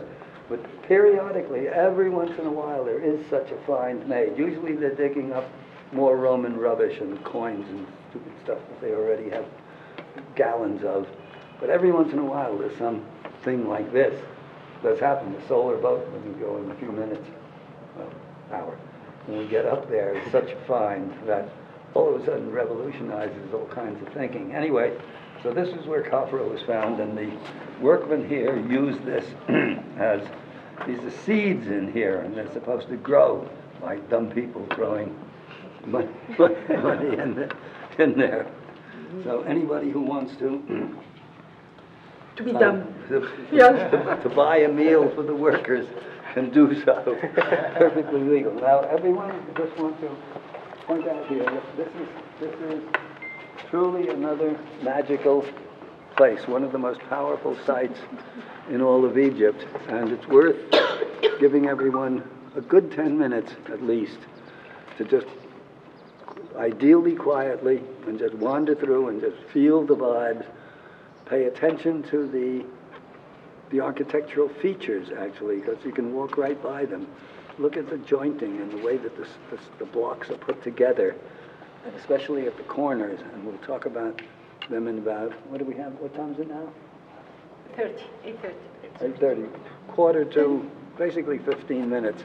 And if you go, we'll be going there anyway, but if you go all the way to the right here, you'll see a passageway leading up that leads to the shelf, to the ledge above the Sphinx where we were standing. But we'll be going up there anyway, so you can, at your discretion, you can go there, but we'll be going back there. And I will have a seat and stop talking for a few minutes. What is the seat? That there were these massive cataclysms, one about 11,000 BC and another one about 9,700 BC. The last one, according to Shaw, the supporter of the whole CME, coronal mass ejection theory. So they were just left to the elements until, modern days, relatively modern days. Like a few thousand years ago. Yeah, and then they started repairing them. Yeah, there's this long period in between, but even that is now not as long as everyone thinks, because you've now got Göbekli Tepe, and you've got other sites in Turkey, and you've got the stone circle in the middle of the desert in Nabta Playa, which they date to 6,000 BC. They do the dating, so there's plenty of evidence that it was not all just sort of Neolithic little primitive villages. In fact, not too long ago, there was a very interesting major exhibition at the Met, I think, in New York. I don't know if it traveled or not, but it was called The Origins of Egyptian Art. And it was mostly from, let's say, 4,000 BC or so on, and some of the things that were there, if you go look at pre-dynastic Egypt in the Cairo Museum or any of the museums, there's just a few little bits, usually of quite primitive stuff, and then some very highly finished and unbelievably, vases that have the narrow necks and come out like this and they're carved out of one piece. So there's big questions about this, but otherwise even stuff that they can fairly authentically date, crocodiles and turtles and things like that that are cut of very, very hard stones and perfectly finished. And this comes from a time when they're supposed to be, most of the other stuff is very simple. So the technology was lost and then rediscovered thousands of years later? We don't even know if it was completely lost because these things I see. periodically. There's, for example, not long ago, a few months, maybe a year ago or so, the archaeologist working in Turkey found a simple bracelet, looked sort of simple, carved of obsidian, which is an almost impossible stone to carve. And it wasn't just a circle, it had a ridge around it. And they, studying it carefully, determined that it employed rather sophisticated geometry in creating that ridge around it. And the stratigraphy, the strata that it was found in, they dated to about 8,000 BC. Well, these are some interesting cavemen carving obsidian. Right. They have nothing else to do, and while they're doing it, they say, well, the old lady's pissed off at me, let's carve her a present. And so they make this really elegant obsidian bracelet, and then they said, we should decorate it a bit, let's invent geometry. So the thing really looks cool for Mother's Day. But seriously, you only need a few such things to prove that it isn't all, hunter-gatherer is a bad term, as it were, because maybe they were hunter-gatherers, but didn't mean they weren't sophisticated. Right. Why do anything? Why invent farming if you can go out and shoot your food or catch your fish or whatever? Very simply, we don't know. Meanwhile, actually, somebody asked me about the granite. The point I should have made outside, and usually do, is that there's a reason why granite is often used when they are restoring something or refurbishing it. And it's one of the things that hit shock the first time we were coming through, because I was talking about the Egyptians. I got this from Schaller, that they used stone symbolically. Granite was a fire stone. Limestone was a water stone because it is formed by compressed. It was once a coral reef, limestone.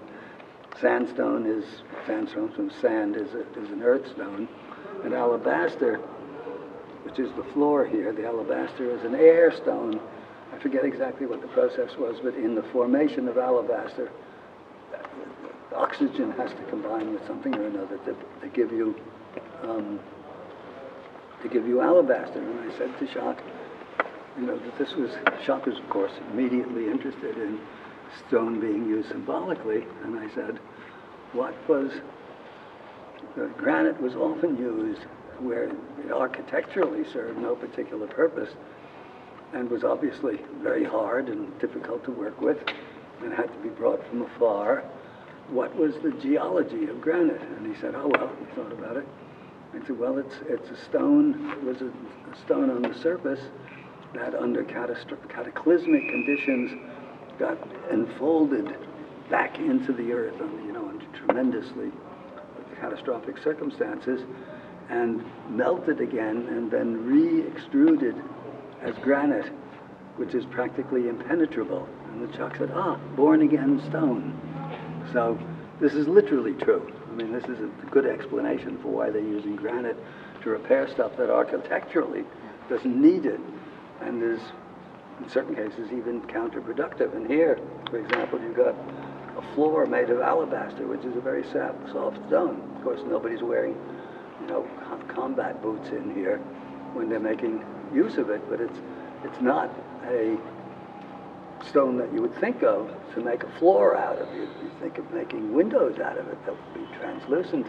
And actually, and this, again, good, that was a good question because it leads me into something that I'd forgotten a bit. So when we're here, and you'll get used to doing this, it's good to sort of reconstruct what it must have been like when it was functioning, because otherwise, if you don't put that in your mind's eye, you're going to miss a lot of it, because this is, I mean, it's still resonance. You come, you walk in, you get a sense of it, but in fact, this isn't the way it actually was when it was working. And you see where I'm standing here, you see those niches, angled niches at the top of the wall? At the top, not in of the granite. Very top. You see? Yep. And let's see, we're in here, Right there, over there. and right there. Well, this was all roofed over, and probably with wood. I don't know if anybody's sure of that. But it was roofed over, and so it was only those little niches that allowed the light in. So this whole place would be bathed in indirect lighting. The alabaster of the floor, see all of this other stuff is repair work, would have been translucent, not transparent. And then the statues themselves, the statue of Khafra, Right there in the niche. right, the statue of Khafra, the one that's in the museum, is carved of a kind of a diorite that glows doesn't glow in the dark, but it glows in the semi-light. So people using this temple would be in this kind of Green, olive green color. Yeah, in this like kind big. of mysterious semi-light with glowing statues and a floor that was translucent. So it was sort of an opposite in a way. And the floor is like the heavens, it's like the sky, and the whole thing has obviously a different, mysterious and very powerful. It's not too difficult to reconstruct that in your head. Wouldn't surprise me if you go online, if a lot of that reconstruction work hasn't already been done. You pull up the temple, you pull up Valley Temple of Khafra, and you get, I don't know if you will, they do that for other temples, and you get a good sense of what it must have been like when it was all functioning. Let's go to the Okay, corner. let's go to the corner, take a look at that.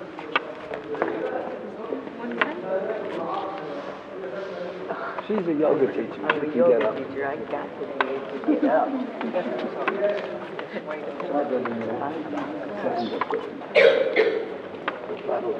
Came in here with bare feet.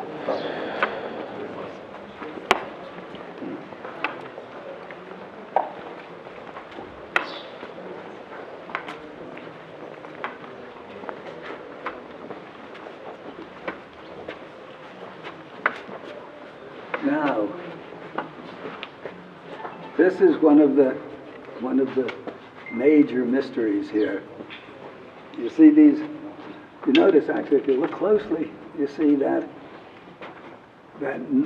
nothing is really regular. I mean, some of the joints are vertical, but most of them are angled slightly for some reason or another.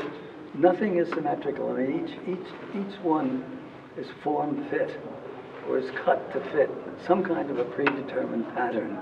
Would have been much easier to just do a whole bunch of them and do them all the same size, and you have them that way.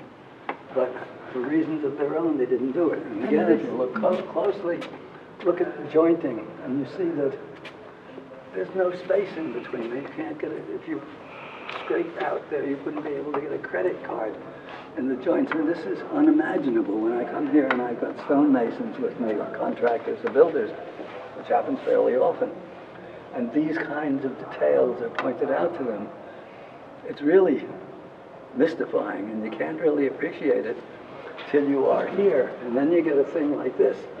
You see the inverse coins, as they're called, that make up the corners, instead of doing the corner the way that we do, like this and like this and like this, which is perfectly adequate. And I've asked a number of engineers, I often get engineers, you can imagine, like architects, engineers, stonemasons, can't wait to get to Egypt. And for the most part, the people who would know about this, because I thought, well, maybe it's more earthquake-proof if you do a corner this way, and they said, well, no, it isn't. Egypt is a very low, what do you call it, like Japan is high seismic. Huh? Seismic. Yeah, Egypt is very low. It's very rare that there's an earthquake in Egypt. But it does happen, and occasionally they're really pretty destructive. There was one in, I think it was 27 BC, that leveled a big chunk of it. And there was one even in the 90s. There was a 5-point something or another that took down a few of the buildings, modern buildings of Cairo. It's amazing that it didn't level the whole city. Look at the way things are built. So, but anyway, the jury is out to a certain extent on the meaning of these corners. It seems not to be structural. The John theory originally was that the temple itself is meant, there's no word for temple in ancient Egyptian. Temple is called Per. Pad. Perneter. Perneter. Yeah, the home of the god, which means actually, once we only mentioned this, once it's understood and planted firmly in your head that the gods are not superstitious figments of the primitive imagination, but are actually the embodiments of cosmic principles, the whole thing becomes science and not even religion in a sense. I mean, certainly not superstition.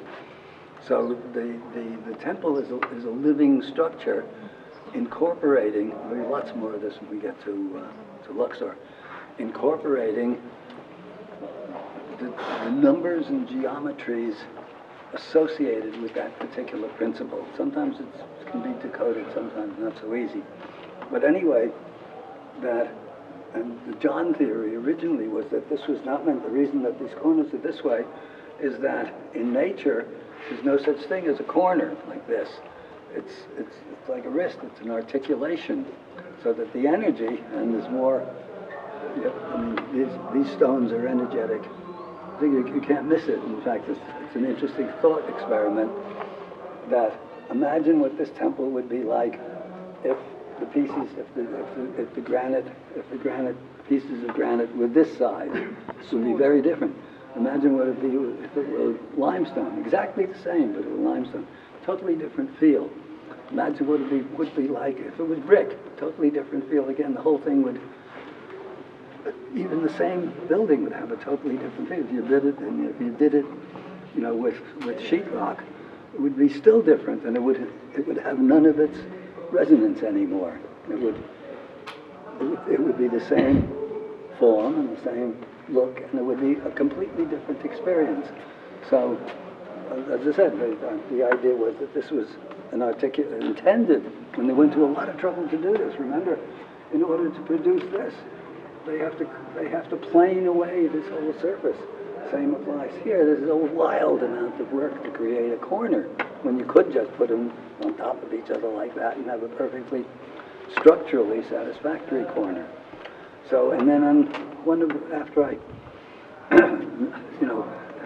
came up with that idea on one of my trips, early on, there was somebody on the trip who was a sound engineer, and he pointed out, which subsequently is true, that if you're building a sound box, what do they call it again? An anechoic chamber. What? An anechoic chamber. I think that's maybe what it's called, but it doesn't have any right angles in it. It has curved corners, because otherwise, if it's right angled, it scrambles up the sound so that it doesn't go through. Constructive and destructive interference. Yeah, okay, right. It rooms better. So anyway, so that's the theory, and in fact, you can't prove it. But if this were, I wonder sort of if all of these were corners that were normal sort of corners, if it would feel a lot different. I mean, if we pick it up, our inner sensitive faculties would notice that it was different. Maybe it would, maybe it wouldn't. I don't know. Anyway, let's go up. This is another kind of organic. Oh yeah, this is. For instance, this one and that one stone is like 9-sided one stone. 9.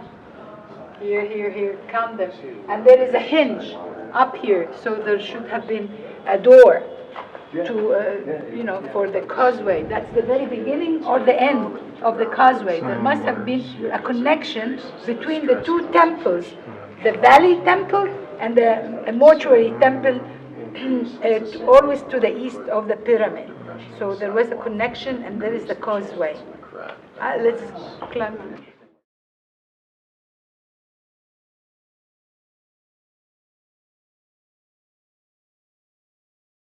Thank you. That incentive, I mean, one of the reasons why I took on this quest that I did take was that,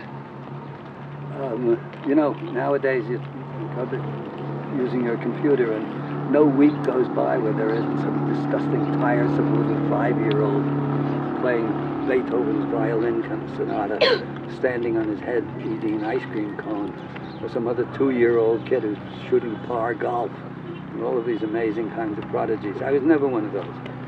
But what I was, in retrospect, was I was psychologically precocious, and I knew at the age of 13 or so that I really had been born into a lunatic asylum. And by the time I was 19, I knew what I wanted to do, which was to be the little boy who said the emperor has no clothes, and to make it obvious that it really was crazy, and other people called it progress. Anyway, more long story. And when my first short story got published, and I had no idea, no thought of doing scholarship or anything of the sort. I was going to be a writer, and mostly satire. And when my first short story finally got published, back in 1957, or 25, and it seemed very old at that time. And I was wildly in love with a woman who wouldn't have me, thank God. And I'd already been 2 years, a year and a half in Europe in the army. Needless to say, I got drafted. I didn't join of my own free will. And anyway, I found my way to Ibiza. Most of you, who knows about Ibiza? Everybody now knows about it. No, not everybody. Ibiza was sort of the hippie haven in the 60s, but even before then it was an art colony, and there were some people with talent, but most everybody, 90% of everybody who was there, said they were painters or writers, but mostly they were doing drugs or getting drunk. But it was an amazing place, absolutely medieval and cheap. And I knew when I first got there, in 58, early 58, that the place was doomed. It was a gorgeous island, unbelievably cheap. Nothing modern. They just barely had electricity, and most people didn't have it. And it was really primitive and gorgeous and cheap, and enough interesting people around. So I was very happy there. And then, but gradually I could tell that this place was too good to last. It wasn't going to last very long. And I already had an idea for a first novel. At this time I published a couple of other things, which was inspired actually by a couple of weeks spent in Puerto Rico, where again it was what you could tell was once a gorgeous island, and then of course taken over by Spain, and then now taken over by lots and lots of very obnoxious tourists and Hilton hotels and all the rest of it. And I had this idea for a novel about the last unspoiled island on Earth, and that then falls victim to the Church of Progress. And so I set to work writing that book.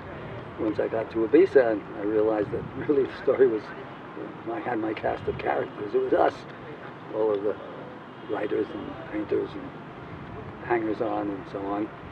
And a friend of mine English friend of mine came down from London with this wonderful word, and he said that was invented by a bartender named Fred. And I tried looking for Fred and never did find him. In a place called, there's a Brixton and a Brixham. There's a little fishing village on the coast, that was being invaded by mass tourists.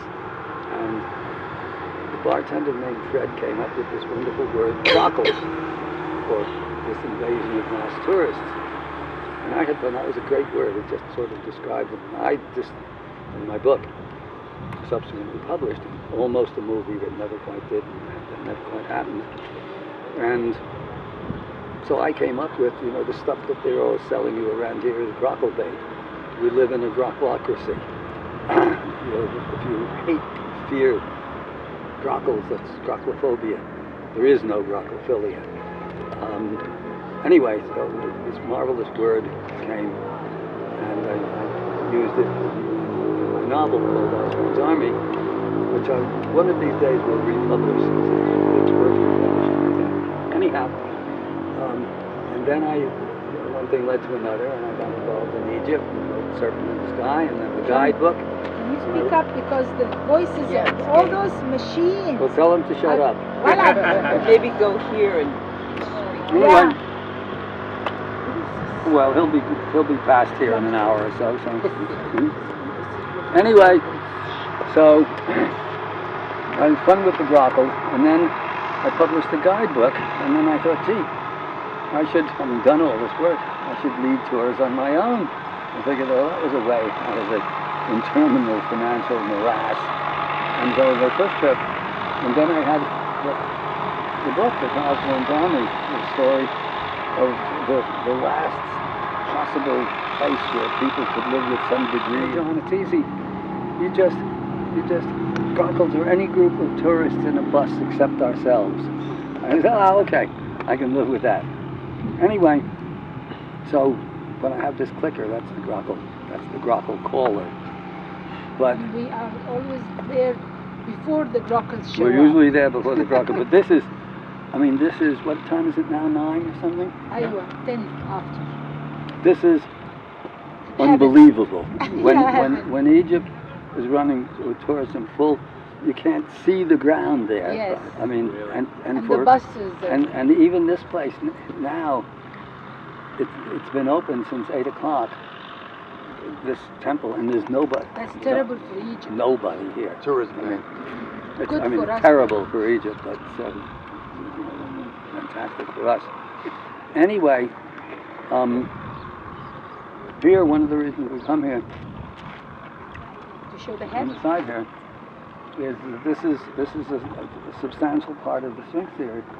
You see, the head has been refurbished. If you look in the hotel, actually, if you walk along, you'll see that they have photographs taken from around 1900 or so. And you see that the headdress is all very ragged, and there's much more weathering to even the face of the faces. That harder outcrop of stone, so it's been exposed for however long it's been exposed, and still has not shown, still shows relatively little evidence of weathering. The nose is blasted off. One of the Napoleon. stories is that it's Napoleon's soldiers, but since Napoleon came to Egypt, he was a Mason, and one of his interests was proving that the Egyptian civilization was the forerunner of Masonry, which is probably true, but not a direct line.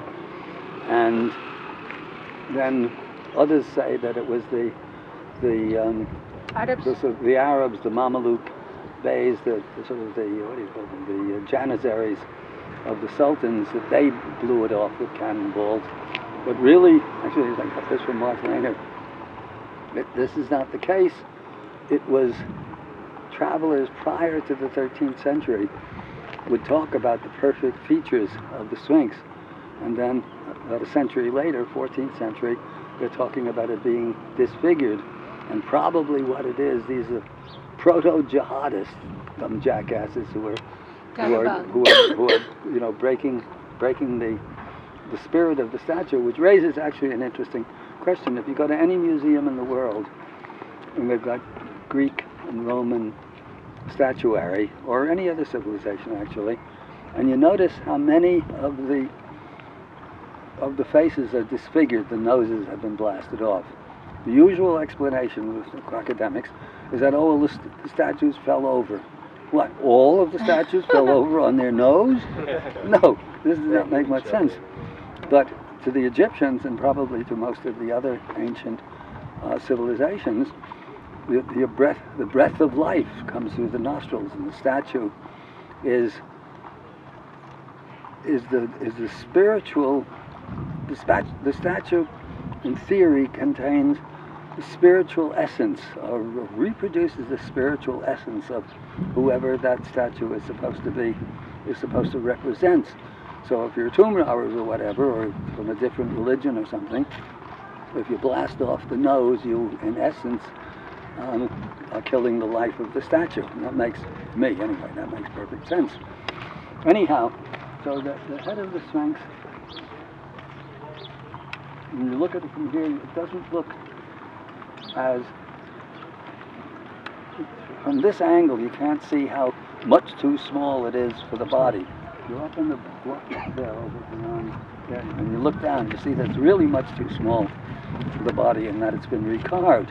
Anyway, back in the 80s, when computer, what do you call it? Imaging? Like Photoshop and stuff, when it was imaging was in its infancy, Mark Lehner did a study of the Sphinx, and it was relatively crude at the time, but he, using the image of the Khafra statue that is in the Cairo Museum, he did his computer doing whatever you had to do, and then placed whatever he got on the body of the Sphinx, and said, aha, it's Khafra after all, because there's been some arguments about whether or not it's Khafra. Actually, if you look at the statue of Khafra and you look at the Sphinx, unless you're semi-blind, you see that they're not the same thing. But he did this. Look at the jawline. Yeah, he did this study, and it got a lot of press. New York Times, National Geographic, Smithsonian, all of these things. So when it came time, and we knew that we were going to be doing our video, otherwise I would not have bothered to address it. The saying being, beauty is in the eye of the beholder. Actually, it isn't. I mean, everybody knows that Marilyn Monroe is a gorgeous woman, and everybody knows that Hillary Clinton never was. not in the eye of the beholder. The vampire queen was always just that. Anyway, so we had to address this question of the Sphinx, the head of the Sphinx not being the head of Khafra. Now, my original idea was really a good one.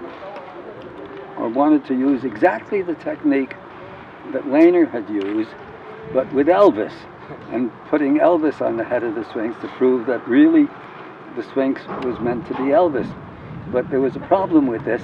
There is an Elvis Foundation that owns his image, and they wouldn't let us use his image, Elvis's image, on the head of the Sphinx. I would have thought Elvis would be turning in his grave. He'd love to be the Sphinx. Right. He'd give us he'd marvel at being the Sphinx. Anyway, we couldn't do that. And then my criminal partner, more about him and among the partners somewhere along the line, came up with the very brilliant idea of getting a forensic detective to do a study of the Sphinx and Khafra, and proved, I have this in the Serpent and all the other things that I've done, that these could not have been based upon the same individual. And this was an important piece of stuff, actually, because it's, to this day, you ask an Egyptologist, oh yes, the Sphinx is meant to represent Khafra, as if they know more about facial features than New York's senior forensic detective.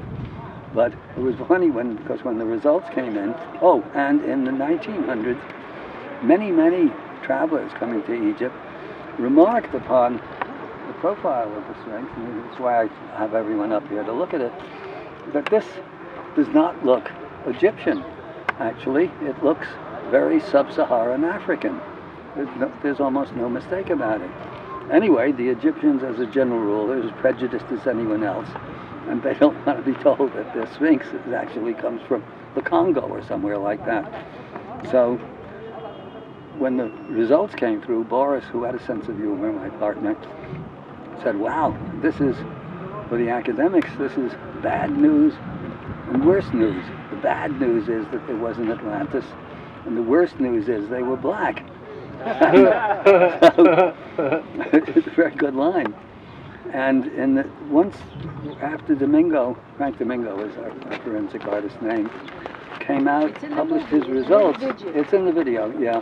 But also I did an op-ed piece for the New York Times about Domingo's work, and I carefully left out this whole thing of it being a sub-Saharan African face.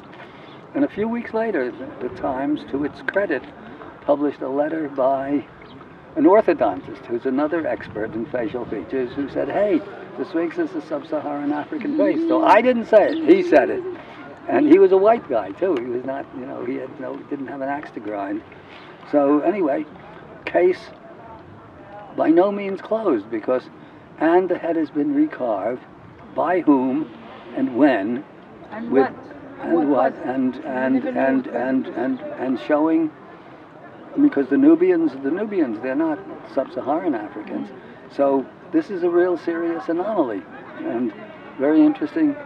If it ever, it's hard to imagine it ever being solved, but I just throw He's it out not there. against Kafra in person. Kafra is related to this pyramid, and the date is 2640 BC. That's 4th dynasty, Old Kingdom. And John, with all what we saw of evidence of the rain in the desert, this is desert. It was desert for long. So this much rain, in order to affect the Sphinx and the rocks in here, must be way before. Yeah. So there is a very important point here, the dating of ancient Egypt, how you really put it in the right respect. Yeah. Edgar Casey? So anyway, yes. So anyway, that's the story of the head of the Sphinx, and from here you get a good view of the flooring there, the planks where we were standing, and it's down below there, below the left paw, where there is that chamber or cavity or whatever that seems to correspond to Edgar Casey's whole thesis of the Hall of Records, but that remains to be seen. To this day, even though it's 25 years since we published this, people are always asking me, when are they going to excavate? And my answer is, I really don't know, and it would be very interesting, but substantiating the geology is far more important as far as I'm concerned. And then, at some point or another, and actually this is true, the things with the idea whose time has come, it's a battle, and progress every 2 steps forward and every 3 steps forward is 2.5 steps backwards. So it goes on and on and on and on and on.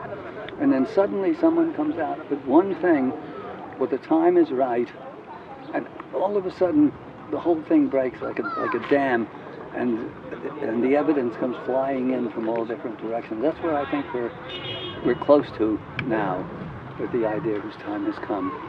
So we'll see. Very similar again, historically. People were arguing about dinosaurs for centuries because they kept finding these gigantic bones, and some people said it was a hoax, and others said whatever it was, and some said it was God, and so on. And it wasn't until 1838 that Cuvier, who was the founder, pretty much the founder of modern geology, said, oh, well, no, these are extinct animals. Other people had said that before, but he said it at the right time and with the right kind of evidence, and suddenly the academic world said, oh, well, these are extinct animals. And within a couple of decades, the museums of the world were filled with reconstructed dinosaurs, and which is where we are today. So my sense of it is that we're not far off from there, but there's still plenty of big fight to go. Okay? Just before we go, last look on the Sphinx today, always remember when you see other Sphinxes, because there are some sculptures, many sculptures, they're very well proportioned. Unlike this one, really, the body and the head thing, even from aerial pictures or views, it's very and that's due to, of course, the erosion Huh? Yeah. And John showed you how much really has been lost. You see that it's very obvious now. You see on the shoulder, right on the elbow, on top, huh? Where the cord stone is, and the extension. See how much is that? That's due to really many years of peeling. And when I first met him, I didn't get it, and I thought he's hostile to ancient Egypt. But no, he's putting it in the right Yeah. place. We are older than what we think we are. And he's teasing us now with the Gulbeki Tepe thing, so we Yeah. have to Yeah. be take our place. Okay, let's continue.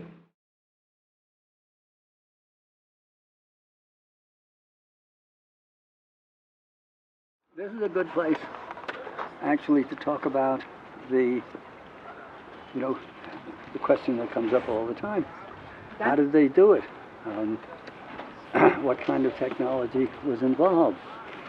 And since I like to approach problems of that nature systematically, and you see, look carefully now here.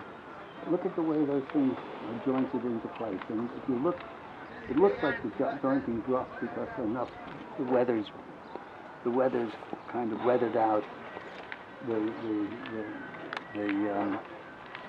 joins. But in fact, if you took something sharp and went back into it, you'd find that the joins are like with the granite, that they're like, you can't get a piece of paper between them. It's just incredible work. And look at, these things are 50, 75 tons, something like that. These gigantic things that we couldn't put into place even today. As I said, the guy building the project manager of the cogeneration plant that they were doing on Long Island looked at it and said, well, yeah, as I said earlier, we could lift those blocks, but we wouldn't know how to rig them to put them into place. And then they were working with this stubby crane that could lift 200 tons, but it wasn't one of those big tall cranes that you see all over the place that would lift 30 or 40 tons and place it here to a ways away. This little stubby crane had, the technical language is, a throw of about 60 feet. It comes down here and it puts it up there 60 feet away. It took a gang of men, I think it was about a dozen men, a few weeks to prepare the crane to make one throw. So all of these blocks here come from the Sphinx enclosure, where they quarried out the Sphinx enclosure. Well, that's quite a ways away. With today's giant crane, it would take them weeks just to move one block, to get it into place, and then nobody would know how to rig it so that you could put it on top of each other with that kind of a drum going on there. So this is mystery compounded upon mystery that the academics rarely, if ever, address. But to me, it's fascinating. So in terms of, to them, the only way that they possibly could have done it is, manually, using very primitive technology, very intelligently, and that's the only possibility that they'll entertain. It's not in its entirety crazy. If you put a violin in my hand, I will prove to you in a couple of minutes that you can't extract music from this device. But put it in the hands of a violinist who's been at it for 20 or 30 years, and out comes the gorgeous music. So it's not impossible that it's something simple like that, just very brilliantly executed. Possibility two, and this is where guys like Chris Dunn come into it, that it's a hard technology that we just haven't discovered. I don't like that much because, let's say, again, example, somebody discovers 7,000 years from now a computer without knowing they don't have our kind of electricity. How are they going to know that this box contains all the books of the Library of Congress? on one chip, with no way for them to know. It's a religious device, and you forget about it. Yes and no. I mean, it seems to me that if they had a technology of that sort, we would know it, a hard technology, because there's so much that we have from ancient Egypt that how would we find as much as we found and not see a high technology at work? So I don't think much of that one. The third explanation is one I do like, which is a genius application of a soft technology. In other words, some people have thought that music could play a role in moving or even in cutting these stones.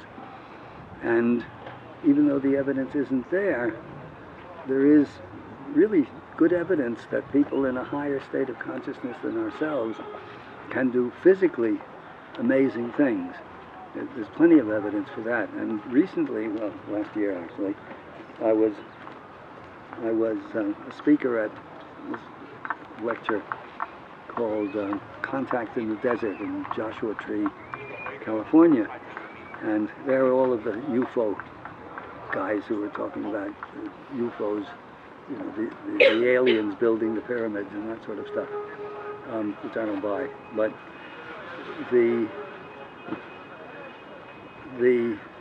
there's a book, the place is called the Joshua Tree Retreat Center. Does anybody know about that place?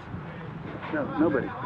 Interesting place, with cabins that the speakers all stayed in that were designed by Frank Lloyd Wright, and proved to me, I've never been a tremendous Wright fan, that the things look good, but they're very dysfunctional. You can't live in them. Anyway, the guy who founded the retreat center was a man named, it was an English journalist named John Edward Dingle around the turn of the century. And he was to Tibetan Buddhism sort of what Yogananda was to Hinduism. He'd studied with the lamas, and weirdly written books called My Life in Tibet, John Edward Dingle. John Edwin. Anyway, if you look it up, you'll find it. It's a weird book because it's terribly written, which is very odd for a journalist, a professional journalist. But at the end of it, he talks about witnessing, and I believe him, I don't think he's the kind of guy to bullshit, about witnessing things that high lamas were able to do, physical feats. And I just don't think he's lying. And one of the big mysteries about Egypt, well, the question comes up often when we're in some of the tombs in Luxor, and the tombs go down like this and around like this and down again, and they're all painted and beautifully painted, and the question comes up, how did they light those places up? And I used to laugh, oh, they did it with inner light, the joke of it. And Dingle, somewhere in his book, toward the end of it, was talking about physical feats that he witnessed the lamas do, and one of them was, he didn't witness the lamas actually doing them, but he talks about going into an underground room or set of rooms that were lit with no lighting, that were just glowing. And this is a guy, I just take it as word, because his book, even though it was terribly written, reeked of sincerity and of a guy really doing the practice that was required to get to these higher levels. So my sense of this extraordinary stuff that we see is that it is done by people at a higher level of consciousness than ourselves, who are able to physically manifest things that we can't do. And even then there are cases, for example, there are cases of women, their kid gets run over by a car, and they pick up the car and move it off the kid. They couldn't do that 2 seconds earlier, they couldn't do it 2 seconds later. In an emergency, we have these innate capacities that we, in our state, cannot draw upon, but they do, and certain martial arts masters can do things that look physically impossible. So my preferred method is possibility 3, people at a higher level of consciousness than ourselves, for reasons of their own, which I don't really understand, doing this kind of stuff. And since there's nothing any better out there, I'll stick with that until proved otherwise. And the fourth one, of course, is that aliens done it, and that's a way of getting out of anything. Aliens done it. I'm not very sympathetic to the aliens done it hypothesis. And the aliens done it champions get very angry when you say that, show me the pot chart, as Mark Lehner used to say about Göbekli Tepe. So there's no evidence, and until there is, I'd say, okay, aliens done it, but there isn't. Okay, let us proceed up the hill. We're going to that big square structure there. Yes? Can you say about the sound? Elevation? Sound levitation? Yeah, I mentioned that. I did mention it, the sound. Well, maybe I didn't. Anyway, that's a theory, and in our video, and it's ongoing, they can, with sound, levitate, a small pebble and keep it up. But that's a long way from a 60, 75 ton block. So there's a thing of, what's it called, of scale, that just because we can lift up the pebble doesn't mean that improving the technology allows us to levitate a block. It just isn't there Coral yet. Castle. Well, Coral Castle, this is a good point. Guys know about Coral Castle? Everybody? In Florida? Figured it out. That's pretty amazing, and it's these, it's the bigger blocks are about 7 tons, and here this little guy did it all single-handed.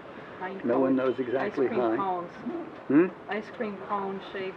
Some Oh, things, really? yeah. And he claimed to have discovered the secrets of the ancient Egyptians, but they're not necessarily the secrets of the ancient Egyptians. He just managed to do single-handed what other people can't do.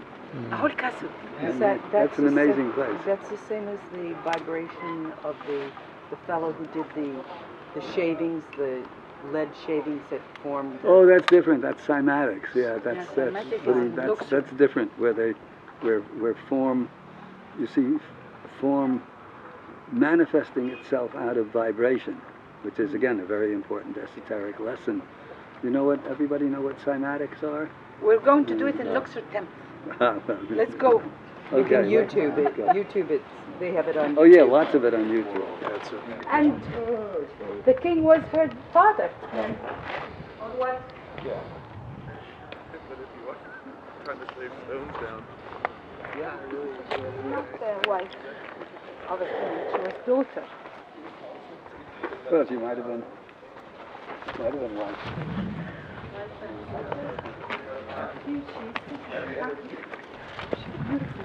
Beautiful. So regal. Cows. Yeah. Probably at the time. when it could be, when you could be working on anything like an appointment.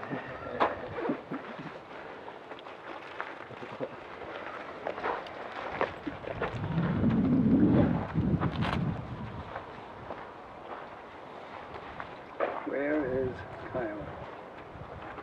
This is everyone. Where's Kiowa? Oh, there he is. Kiowa, I think you would agree that you would have been a bit of a stretch to carry Carisonia. Sonia up to here. What? You would have been fine. Anyway, some very interesting things here. This is called the tomb of Khentkaus, who was one of the queens of Menkaura, builder of the third pyramid, and also, according to the inscription, the daughter of a king. Which king that was, not sure. Maybe Khafra, who knows? Anyway, I don't know if they've ever found a burial in here. The burial chamber is inside there, but this is a piece of the water weathering puzzle, and you'll see why in a little bit when we go around. Because you see here that's all been filled in, and you see the blocks on the top, quite recognizably Old Kingdom core masonry. And here you see the stepped pattern of what had been, shelves, which almost certainly would have held repair blocks. When we get around to the other side, you'll see the repair blocks in place. So this dates from that earlier period, and the John theory is actually that this whole place, including all of that stuff over there, was the very ancient quarry, or one of the very ancient quarries that supplied blocks for the core masonry of the pyramids themselves. And when we get around there, here it's sort of blurry and you don't really see it. This is a 2300 BC Right. tomb, the date, 4th dynasty. So, and then as we go around, you'll see all kinds of interesting stuff. Relevant to our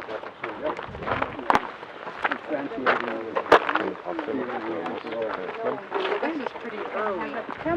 In the desert. pretty early. No, but it,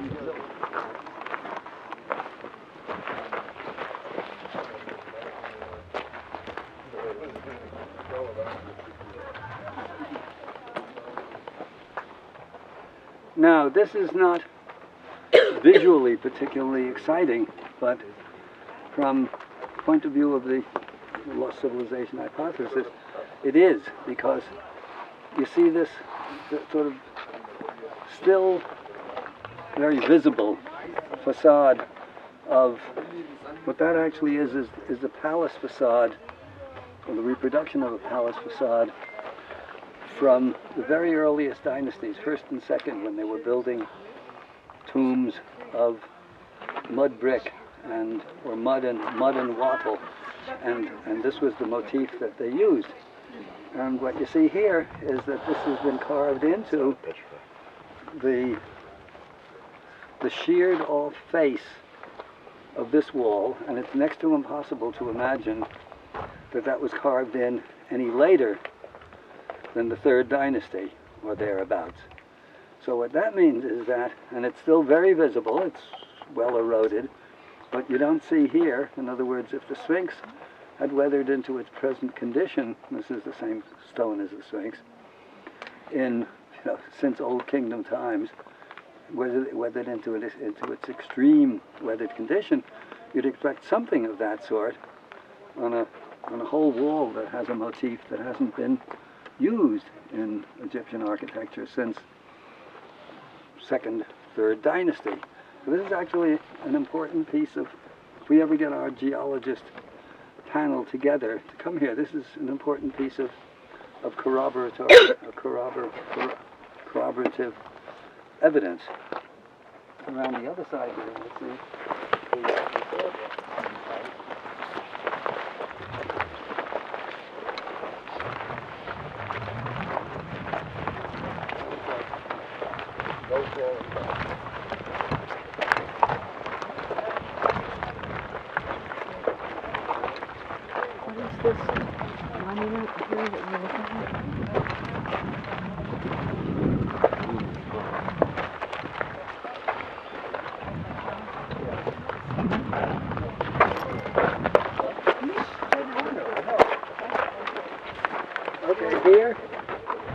here you see the repair blocks, presumably put on there in dynastic time. You see pretty substantial blocks to bring the original weathered, you see it's fairly deeply weathered here, the original water-weathered facade, western facade of the temple, back to its original profile, probably.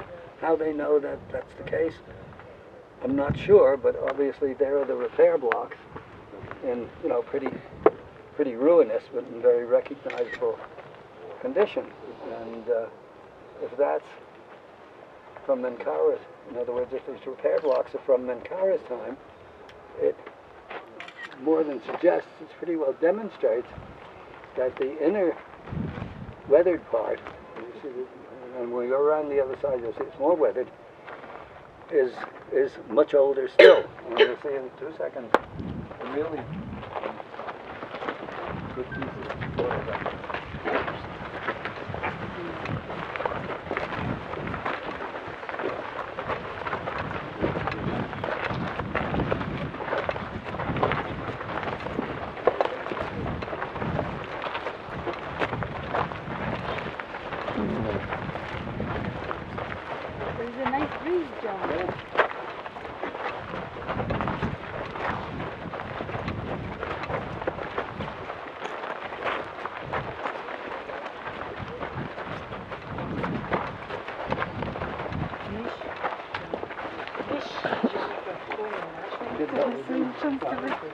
مش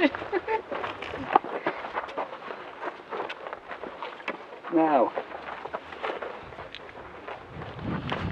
this is one of those instances where, and I've told a few people this already, that no trip goes by without somebody in the group, even people who don't necessarily have expertise in any of the relevant fields, coming up with really interesting discoveries. And on one of the trips, you see these are all the repair blocks, and you see behind the repair blocks the bedrock, and you see that undulating profile of that can only be the result of water weathering. And what the dynastic Egyptians did was they married, similar to the Sphinx temple, they married the repair blocks rather than cut off and make even the weathered bedrock below.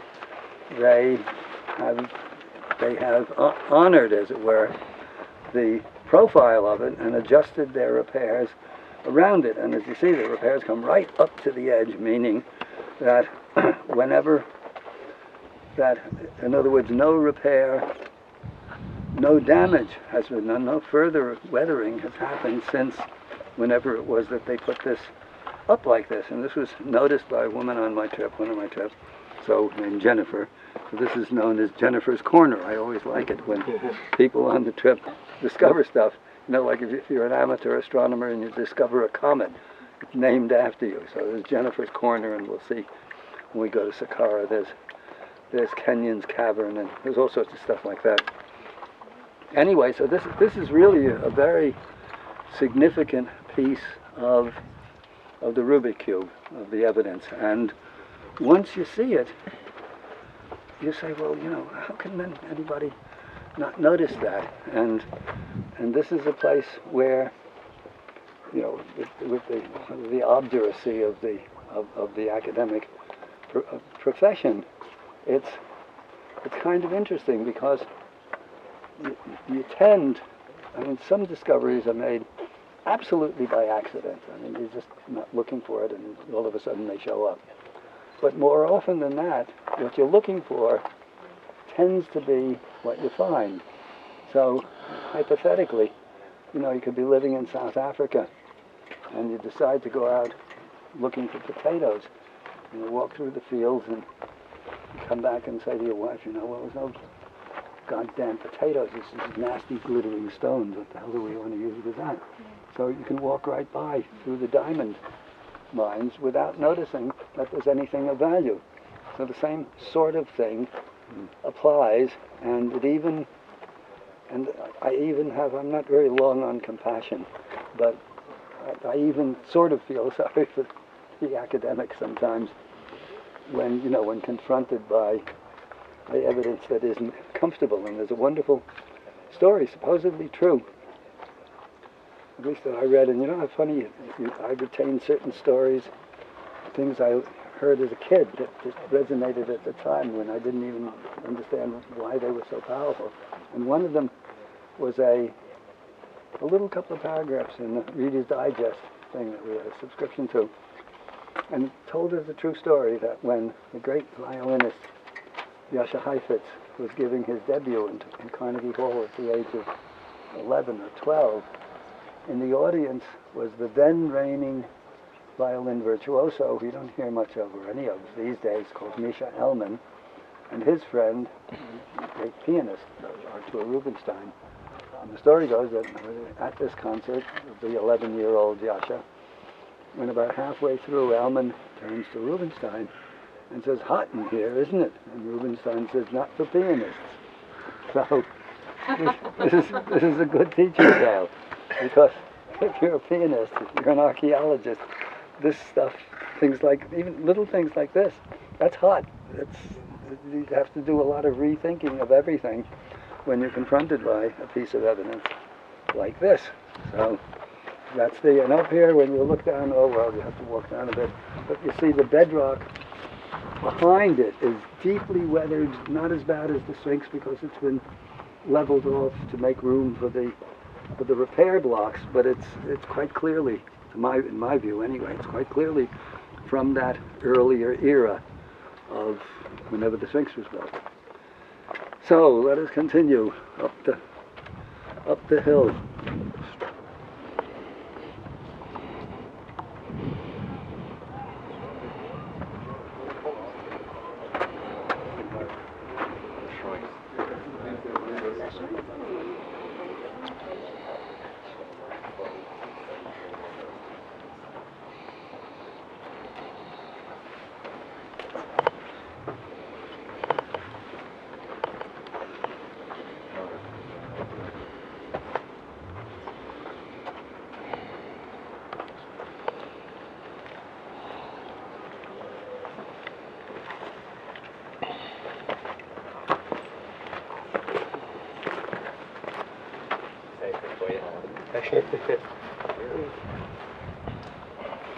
John? Yes. Wasn't here in this tomb the statues of the family, like 4, 5, 6 Yes. of them? Yeah, Yes. one next to the other.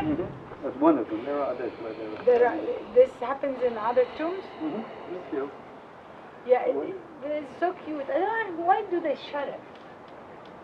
Because the work can come in here and poop and stuff like that. That's why. Well, there are no bathrooms anywhere, so what are they supposed to do? Nested on the wrong side of one area. What? Maybe put in a porta potty here and there? Yeah. Anyway, this was admittedly a bit of a climb to demonstrate dramatically the difference between water weathering and wind and sand weathering, because this tomb here has been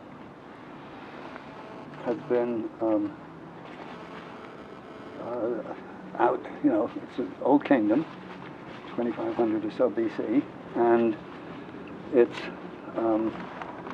has always, even when when the whole plateau is full of sand, and you look at the wonderful David Roberts, 1838 watercolorist who was here, how he did it, I don't know, working on, you know, these kinds of conditions back then, you know, no porta potties there, and managed to do these fabulous, romantic, but accurate portraits, pictures, watercolors of Egypt, and so the whole, and that's 1838, so virtually no excavation's been carried out yet. There was nothing to speak of. And so you see that the whole plateau, where we just walked up Khenkaus, I think the top part of Khenkaus was above the sand level, and this was always above the sand level, and so this was all covered up with sand, and the top layers were above the sand, so they were catching the brunt of 5,000 years of wind and sand, and getting sandblasted. And you see, this is basically the same kind of limestone as the Sphinx, and you see the dramatic difference.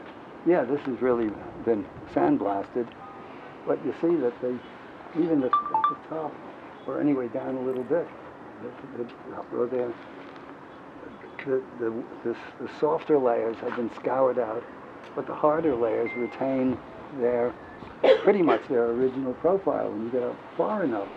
No, even that part's ruined, but given that it's the same limestone, the difference is dramatic between them. So this, for us, was an important piece of puzzle for the accumulating evidence, as it were. Anyway, it's on the way. There's no other way to get from Khenkaus to here without going past here. So No, that's what we did. can meditate and fly. Where? Oh yeah, sure. Listen up. Listen up.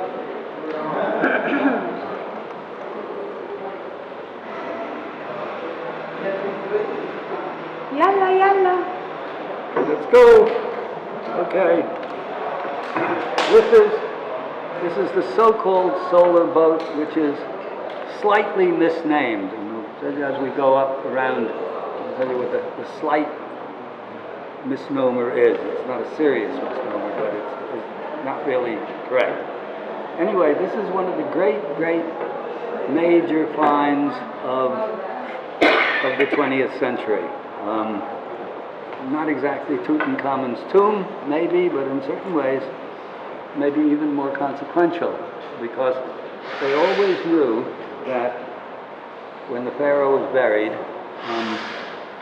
that there were boats associated with it, because in the myth, I'll talk about this at greater length upstairs, they talk about the pharaoh sailing across the sky in the boat of millions of years. I'll talk much more about that when we get up a bit higher. And they knew that there were boats, but there were these deep pits in the ground, and some of them boat-shaped, so the boat would have gone in there. But they never found one. And among the reasons for that is that good wood, building type wood, was effectively non-existent in Egypt itself. They had to import cedar of Lebanon from Lebanon. So wood was prized, and it was recycled and recycled and recycled, eventually ending up as toothpicks, and then it was no longer useful anymore. But they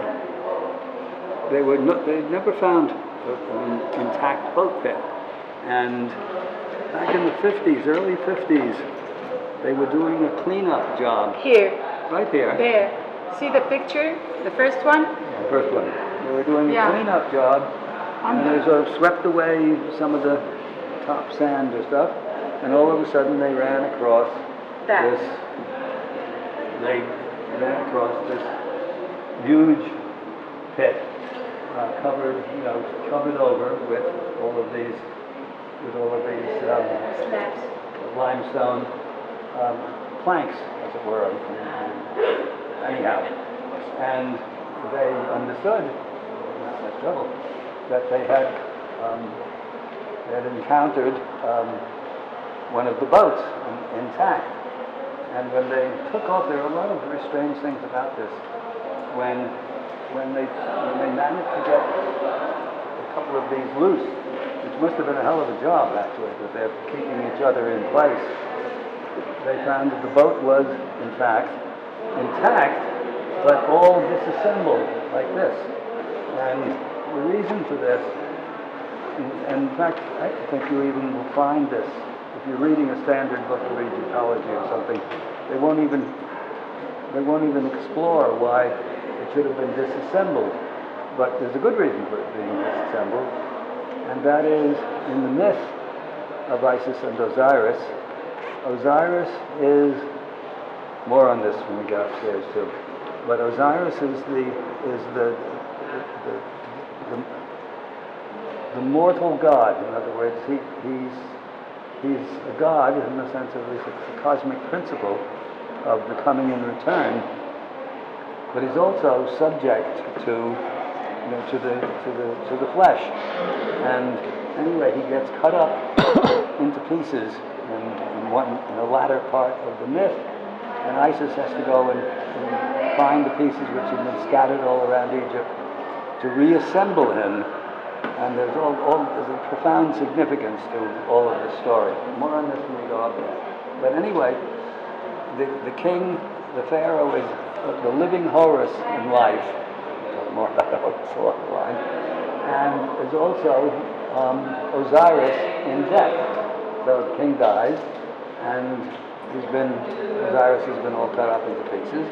And so they disassembled the boat in keeping with the myth. It has nothing to do, I think you'll read some places that, it would have been a lot of work to bury the whole boat intact with the boat still assembled. Well, no, they're capable of building the Great Pyramid. They're perfectly capable of burying an intact boat in a pit. No problem with that. But when they found this, this was this is a really old IKEA type thing. It doesn't come with any instructions, not even IKEA instructions, which you need to be a master engineer to figure out in the first place. So it took them years and years to put it together, and yet it was entirely intact except for one or two little pieces, and even those pieces are not what they say they are. The upshot of it was that this is about. No, not here. This is a boat that's it's 150 some odd feet long, and it's both a sailboat and a boat with oars on it, like a galley slaver. And when you see it, the fantastically hydrodynamic design, really elegant, and you realize, talk with a few people now of when civilizations decline and they lose the skills, well, that the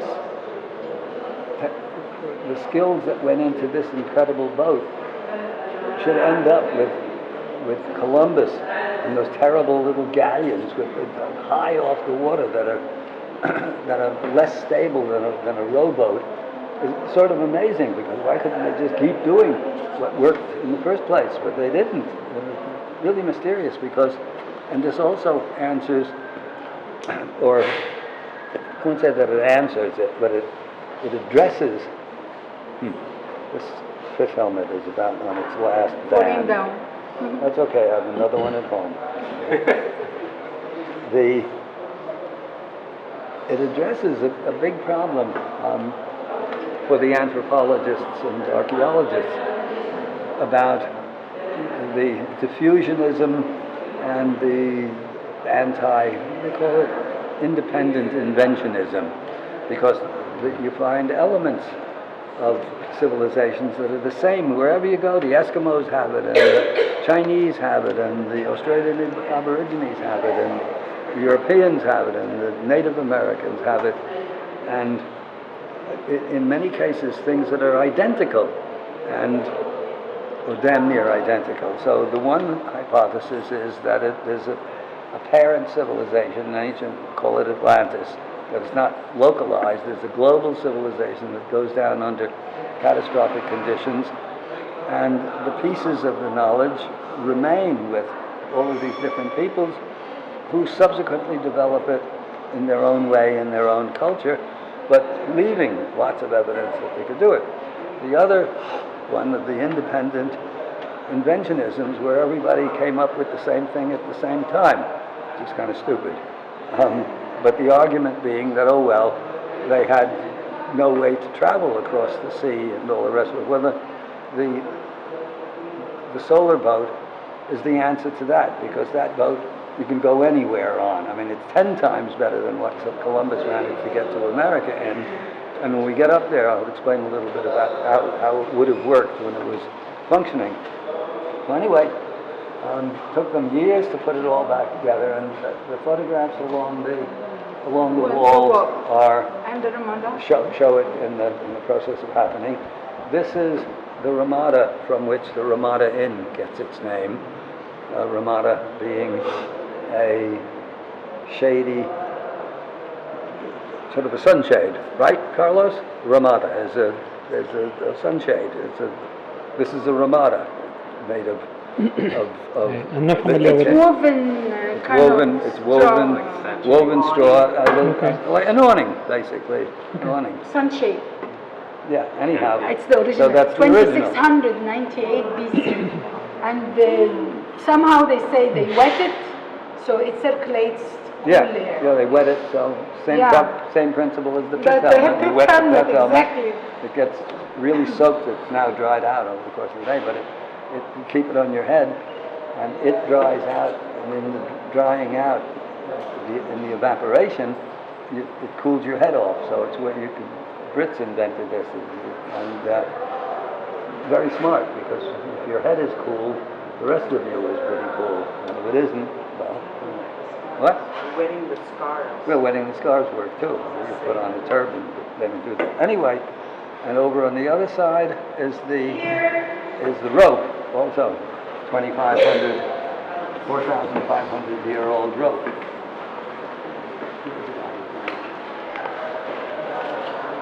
You know, when we discover something organic beside the stone and love, it's more even exciting, because it's something of vivid, lively nature. So this is made from what? Flax, I think Flax, that is yeah. flax. Other rope It's is double twisted, it's not triple. And it's the original, of course, because this was a sewn boat. It's not built in nail It's interlocked and sewn. I'll The explain, thick- yeah, it's neat. I'll explain when we get up top and you'll Yeah, see the why thickness of the a wood stone from boat, Lebanon. though labor intensive, is really a very brilliant invention. Okay, let's continue. Come on, she's coming.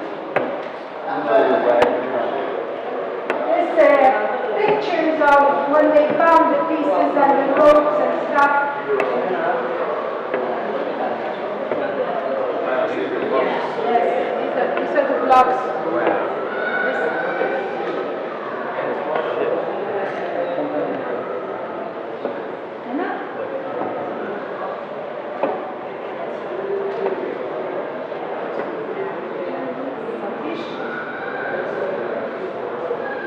Everybody, Yalla, yalla. everybody.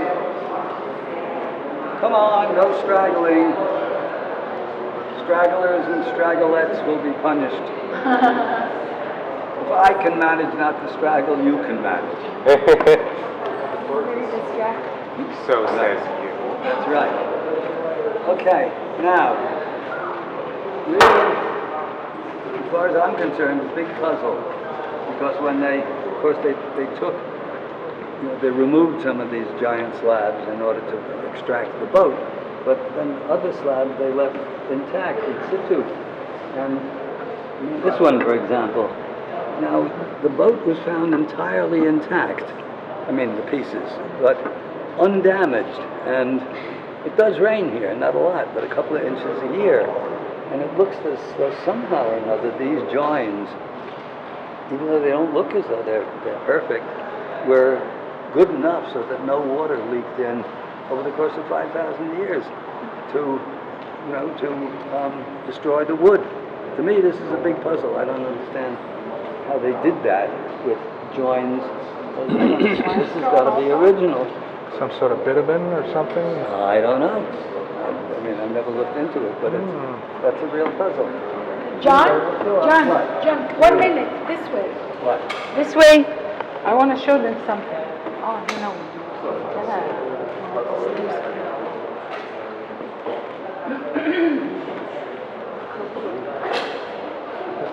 Those pictures are very important because they show you when they made the workshop to restore a couple or a few of those little touched or ruined, damaged beams, and this is when they were totally worked out and polished and nice.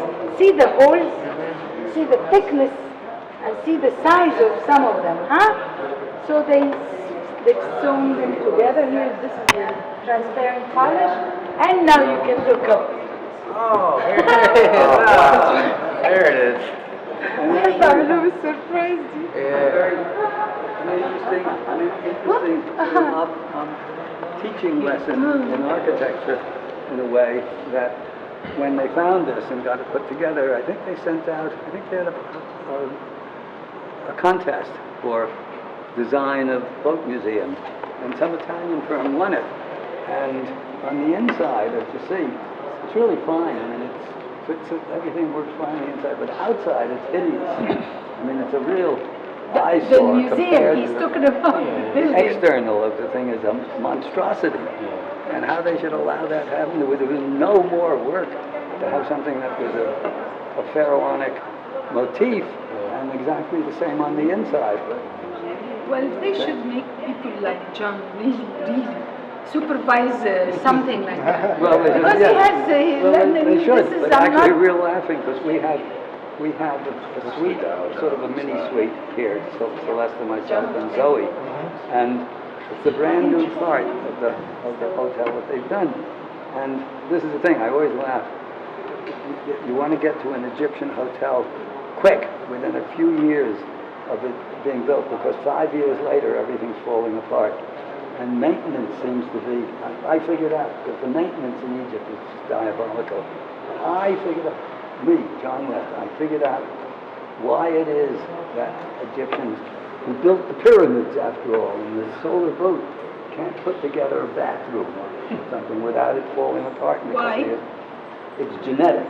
And just as American Indians American Indians can't process alcohol, for example, or Neither can Eskimos, Aboriginals. because they don't have, because they don't have, So we're not they're Egyptians, you mean? missing the gene that allows them, No, they're that makes you an missing a Egyptian. That maintenance makes gene. you an Egyptian. The How? only They did the solution, pyramid. but the only I know, solution well, for it's them little is to glitches. marry Germans who have an extra gene. And you put the two together, you get people that can actually fix a bathroom. So, كم عنده حق بدخل احسن but what they اوتيلات need, يومين it's funny, they نيجي don't. السنه الجايه ونلاقي الدنيا have- بايظه You صعب فلوس have عشان a room, Way over here. سويستا مثلا عنده they have a room, we have this shiny new Johnny has beautiful the same suite. picture. And if you're not careful, there's a coffee table. If you're not really watching close, you bash it. I mean, anybody should be able to figure that out. And another thing, parts of the bathroom, this door that opens to the toilet goes both ways, and if you're stupid enough, you only have to do it once. To pull it in toward you when you're barefoot, you crush your feet. I mean, guys should be able to think of this kind of stuff on their own. And they should bring a woman architect in to make sure that the closets are right. There's a bathroom, half the size of this room, and it has one towel rail. One towel rail. All right, he's a boat builder, it seems, or he knows his boats. Yeah, I just stare at boats all day. Oh, really? Yeah. طيب, take his word. We can use some of his information. Anyway, so this is for years. Once they put the boat back together, there was a big argument between the Egyptologists and archaeologists, most of whom evidently had never been in a boat, other than not even a rowboat, because they were arguing between themselves over whether or not this boat had been strictly ceremonial to be buried with the pharaoh, or it was actually a working boat that they then buried with him. And I don't know if it's resolved to this day, but it actually is resolved as far as I'm concerned. And the argument against it being a working boat is that you see there are only two banks, one bank sitting on the outside, of just 5 incredibly elegant oars. But even and 2 men on each oar, even if those 10 men are 10 Arnold Schwarzeneggers, you're not going to pull a 150-foot boat through the water very easily. And so that was a cogent enough argument that there were other equally cogent or more cogent arguments on the other side.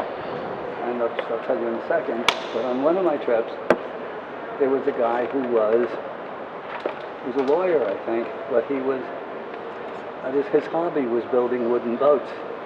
And he took one look at this boat, and you see the cabin up above. When we get up above, you'll see, you can't mistake it, that the cabin is an add-on. And that normally, because you see these boats and funerary boats in all kinds of contexts, we'll see them in Saqqara, but we're going to do Saqqara tomorrow,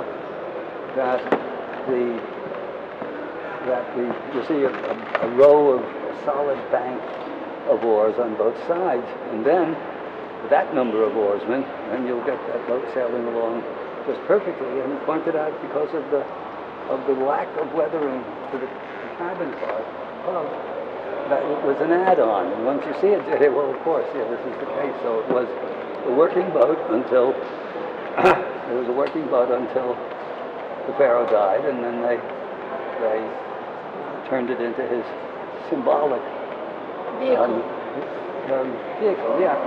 But the evidence that it had been a boat that was used was also there formally to begin with.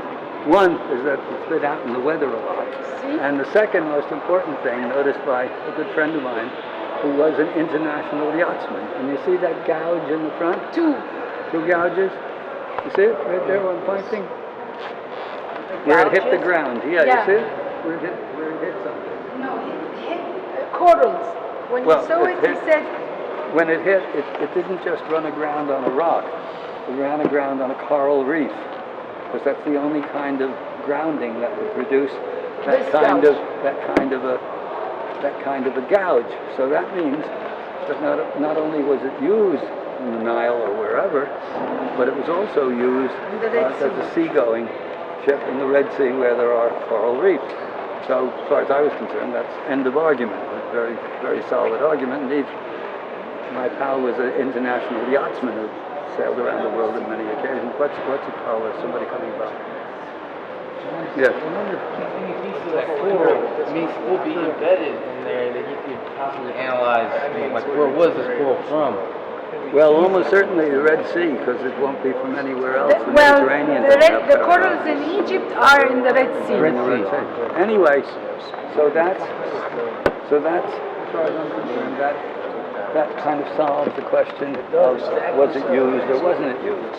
Then comes the significance of the whole thing. Now, John? Well, first, John, the tool.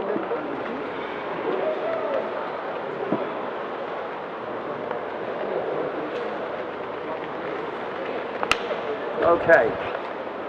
Now,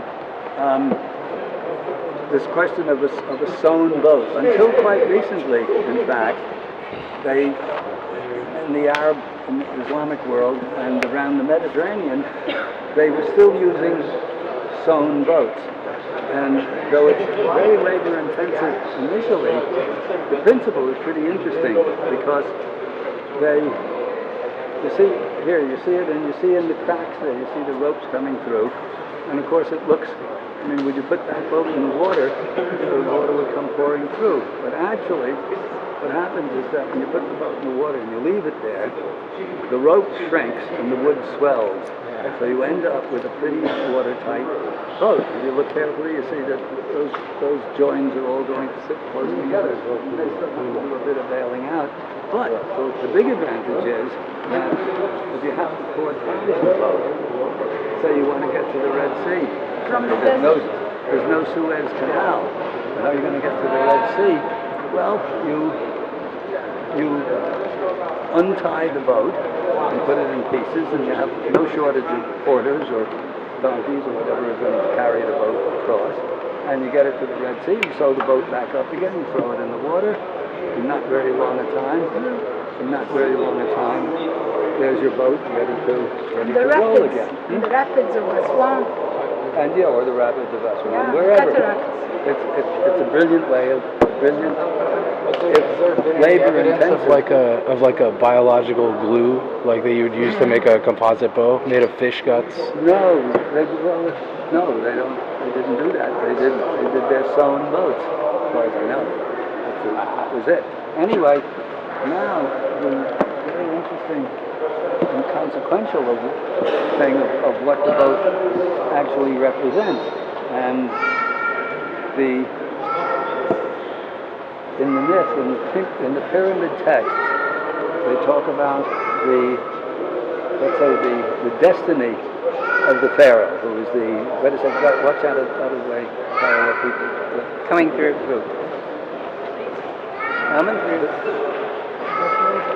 The destiny of the pharaoh, who is, at least symbolically, and probably really actually, the embodiment of the initiated human being. In other words, has actually done the inner work that makes him, or her, that makes him literally immortal. It doesn't mean that the body goes on forever. It means that he's arrived at a level of consciousness where the body dies, but the realized, the initiated soul persists. And in the pyramid text, there's a very beautiful line we talk about when the pharaoh dies, and then the text goes, Ba unites with Ka. Ba, shown as a bird with a human head. The Ba is the divine spark that we're all actually born with. Even Dick Cheney has a Ba. The Ka is basically our personality. In many pieces, split into pieces actually, because we're never, unless we're self-realized, we're one thing when we're at work, and we're another thing when we're, when we're boyfriend, and we're girlfriend, and we're another thing at the job, and we're another thing when we're playing. So we have all of these different aspects within ourselves, which usually, or which are often at odds with each other. We see this all the time after a few drinks or a few tokes or something like that. But anyway, Ba unites with Ka, and Ba unites with Ka and becomes a star, and joins the company of Ra, the solar principle, and journeys with him across the sky in his boat of millions of years. Very beautiful, poetically expressed. So really, this shouldn't be called a solar boat. That's not far off. It's really the boat of millions of years, which is another way of expressing eternity. And so this is part of the Osiris, Isis-Osiris myth. And that comes filtering down to us in the Western world as Hamlet, which is Danish, or Warden's Mill, and which has an astronomical context to it. But it also surfaces again and again in different contexts, most recently in The Lion King, especially the original Disney movie. Did everybody see The Lion King? Everyone saw it. Did you recognize Hamlet? No, you did. Most of the critics didn't. But the critics didn't, most of them, but what none of them realized was that whoever wrote that script, which was a very good script, knew their Egypt, because there's a scene in there in which the little lion cub points up at the stars and says to his father, Lion King, what are those? And the father says, those are the souls of dead kings. You can't get that out of Hamlet. That's got to come from somebody who knows their Egypt. And most interestingly, recently, it was actually Schock's wife's idea, because Schock is very much into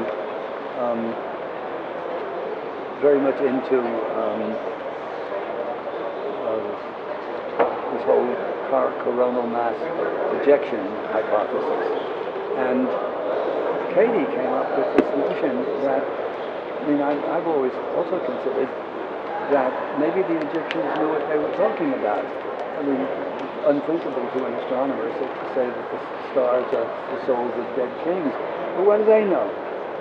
Actually, to them, there's a whole bunch of gas out there, which they can't explain how that got there, which suddenly coagulates into all of these galaxies and nebula and all the rest of it. Maybe the Egyptians knew what they're talking about, and they're actually star seeds from which the whole universe not only is created, but expands. We are the star seeds? And, yeah, and when we go to the tombs, and you see the stars painted across the ceiling, if you look, you ask the question, but they're not stars the way we would do a five-pointed star, like a pentagram, with sharp points. But the Egyptians didn't do it that way. They did a five tentacled star looking like a starfish, actually, very much so. And since the heavens themselves are regarded as the primeval waters from which life springs, it makes perfect sense. The whole thing fits all together in this beautiful myth that, and even the word myth is a dangerous word. If you look up myth in the dictionary, the first definition given is a lie. And it's not. The myth, if you understand even a little bit, the myth is the story of the interplay of cosmic principles expressed.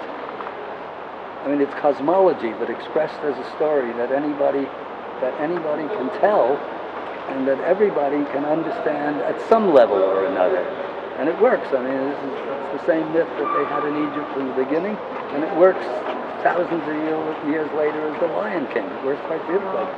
So it's pretty cool when it's understood that way. Okay, let us continue on.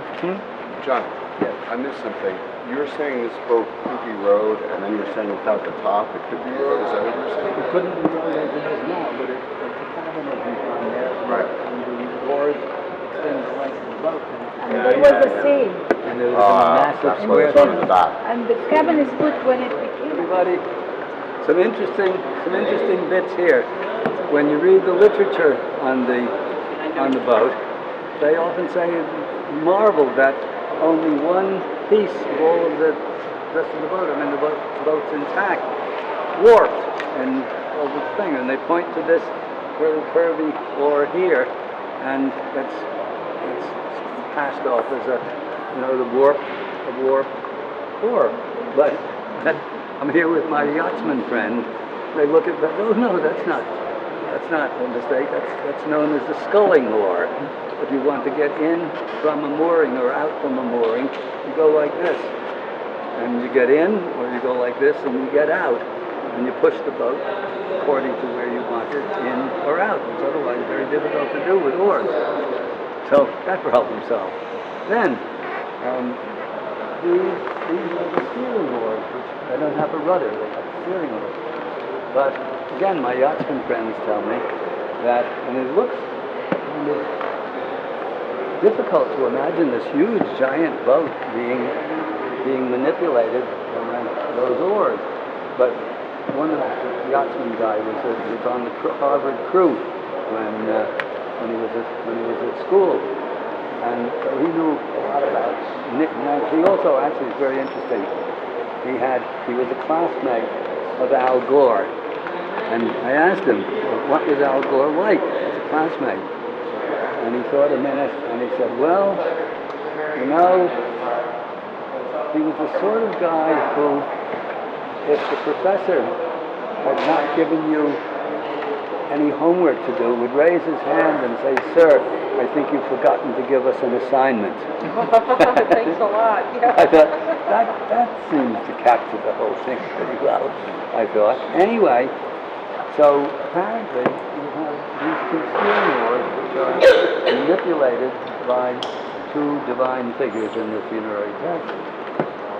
Two of three, sometimes, and my pal Chuck also could tell us if you had really trained oarsmen and these guys were going backwards this way and the other guys were going forward and the other way, it was not difficult if you knew what we were doing to steer and have whatever the direction implemented by all of the oarsmen working in concert and knowing what they were doing. But very interesting. This is the boat that takes the realized divine soul across the sky, the boat of millions of years. And the steering, the oars are manned by two of three characters. There's Sia and Hu and Heka. Sia means consciousness. Heka means, Magic. Heka means magic. Sia, Hu means action. So, in other words, whichever, depends on context, and I don't know enough about the inner workings of this, why it's sometimes Sia and Hu, and sometimes Hu and Heka, but they're being, in other words, the whole thing, the whole entourage is being steered by consciousness, action, and Charles talks about it, Heka, really the word. I mean, magic is the transformation of energies. So the whole thing really fits into one grand metaphysical concept, but realize, I mean, this is one of the advantages. Sometimes the academics complain about Egypt and say that everything was so materialistic. No, actually, the material is the manifestation of the metaphysical, but in physical form so that you can't miss it. It's not just something abstract that you have in your head. It's got a different thing altogether. Yeah. Yeah. Yes. Yep. Yes. Okay. Let's go up. One more. Where's what?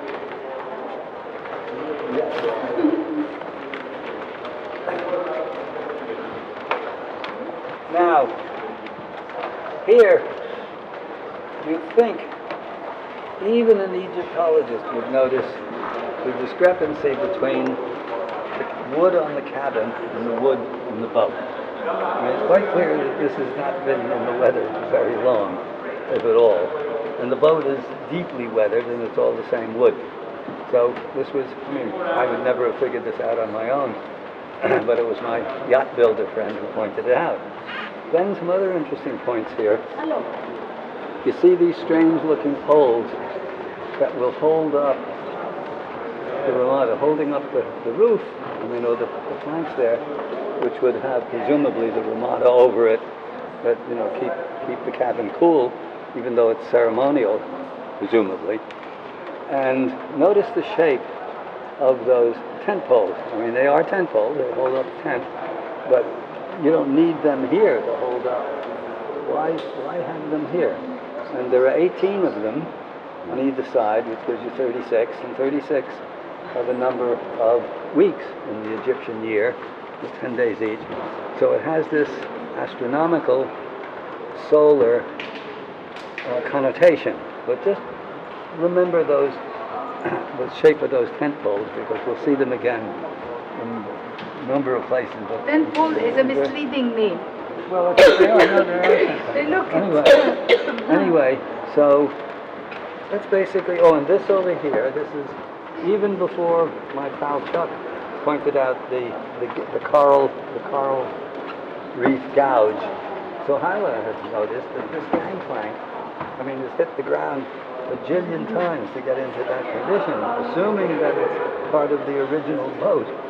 It's a much used gangplank, for sure. Of course, you can't tell, no proof that it's originally to the boat necessarily, but it kind of looks as though it is and should be. So that's basically. I'd like to show you how so balanced this place is. There is a point here. Sorry. And you see when they're actually rowing,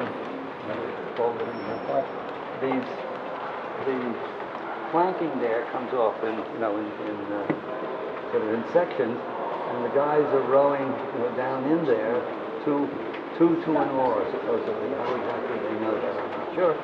But if you have, imagine, you usually would have probably 22 oars. It's a significant number on either side, being manned by very strong guys, and you sail along at a good clip. And by the way, you should notice. This is a gorgeous boat compared to the piece of junk that Columbus managed to make it to America in. It's absolutely hydrodynamic, and it must slither through the water like a dolphin. It's a great piece of stuff. Okay, so I have a question. Has anyone ever tried to reproduce this and see how? Exactly. That's nice. Yeah. Has anyone tried? How they bring this wood and they do this work? No, as far as I know, no, but they're certainly making boats. The Viking boats are not far off these, except they're much wider beam because of the strong northern seas. But that would be a really very interesting experiment. Like the chariots. To do it. And you've got people recreating the Viking ships, so why not? Well, they're simpler than this relatively. Yeah, the Viking boats are great. Okay. The whole shape. Khafra is the son of Khufu, and supposedly the builder of the second pyramid. And generally speaking, it's recognized in academia that the entire plateau is a single plan, and a lot of people have been working to figure out the geometry of the plan. A lot of people have come, seems to me, close. I don't know enough to argue with them, but there are different solutions, as it were. Whether or not any one is actually the one, I'm not sure. But this is important for the lesson that, of course, the usual explanation is that all of this is part of one plan done around 2500 BC. But when you see two different styles of architecture in a building, in any building, it virtually invariably means two different periods of construction. You buy a nice Victorian house, and it's got it's all in good shape, but it's got an IKEA kitchen in it. You don't say, "Ooh, those are pretty clever Victorians. Look at this nice modern kitchen they figured out back in 1850." No, it didn't work that way. Somebody bought the house, it was an old kitchen, they revised it, and they have a nice new IKEA kitchen. So here, in the two styles of architecture, you see the bottom courses here are made of these gigantic blocks. If you look closely, you see that the jointing is incredibly tight. And these are the size of the blocks, except that they're regular and rectangular. The size of the blocks in the temple down below, in the Valley Temple and the Sphinx Temple, and then piled up on top the much rougher and less precise, smaller blocks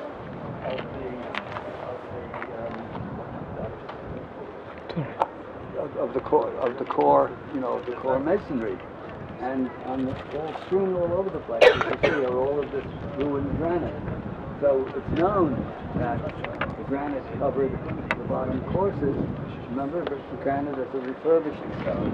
And I'll bet that the granite, I don't know if anyone's ever done a study on it, but I'll bet that the granite went up only to the height of the old gigantic blocks there. So this is really, as far as I'm concerned, proof positive that there's an earlier stage and a later stage. And Menkaure shows similar differences, not as dramatic as this. And the Great Pyramid is the same, except again subtler. You don't see this enormous disparity in style between the masonry and what we're standing on here. I had a big argument with an argument. Aywa, John, it's right here. It's Yeah, starting I know. here. Wait, Everybody, you see, everybody look thinks. at that, the slit here. Or Everybody thinks. I mean, you automatically think that you're standing on bedrock, but you're not. Here, look, this is one block.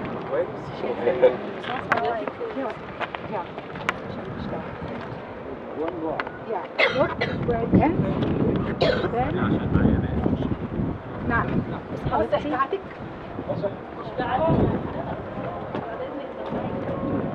Yeah, that's a big block, John. Yeah. That. It runs under this.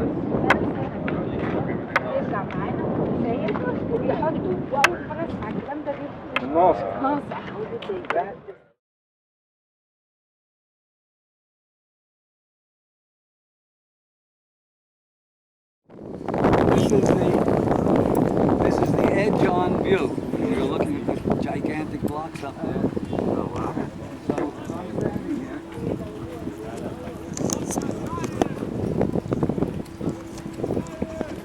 So you see, this is, I don't know how deep it goes, but the raise. So this is maybe around 6 feet. The next one up is 7-8 feet. So, and you see the way that look at the joints, how precise, once you get into it, how precise it is. It's fundamentally mind-blowing.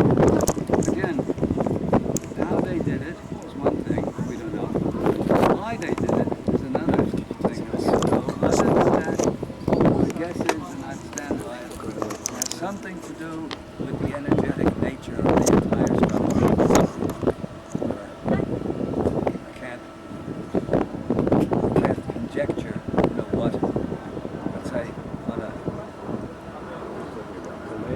I can't put forward a physical hypothesis that would realistically account for it. Yeah, The engineering maybe didn't need to be so complicated. Like they could have used smaller blocks.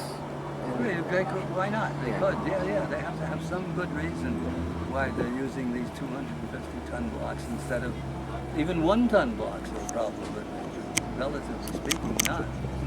Okay, so let us proceed over to the Menkaure Pyramid, which is quick, 15, 20 minutes.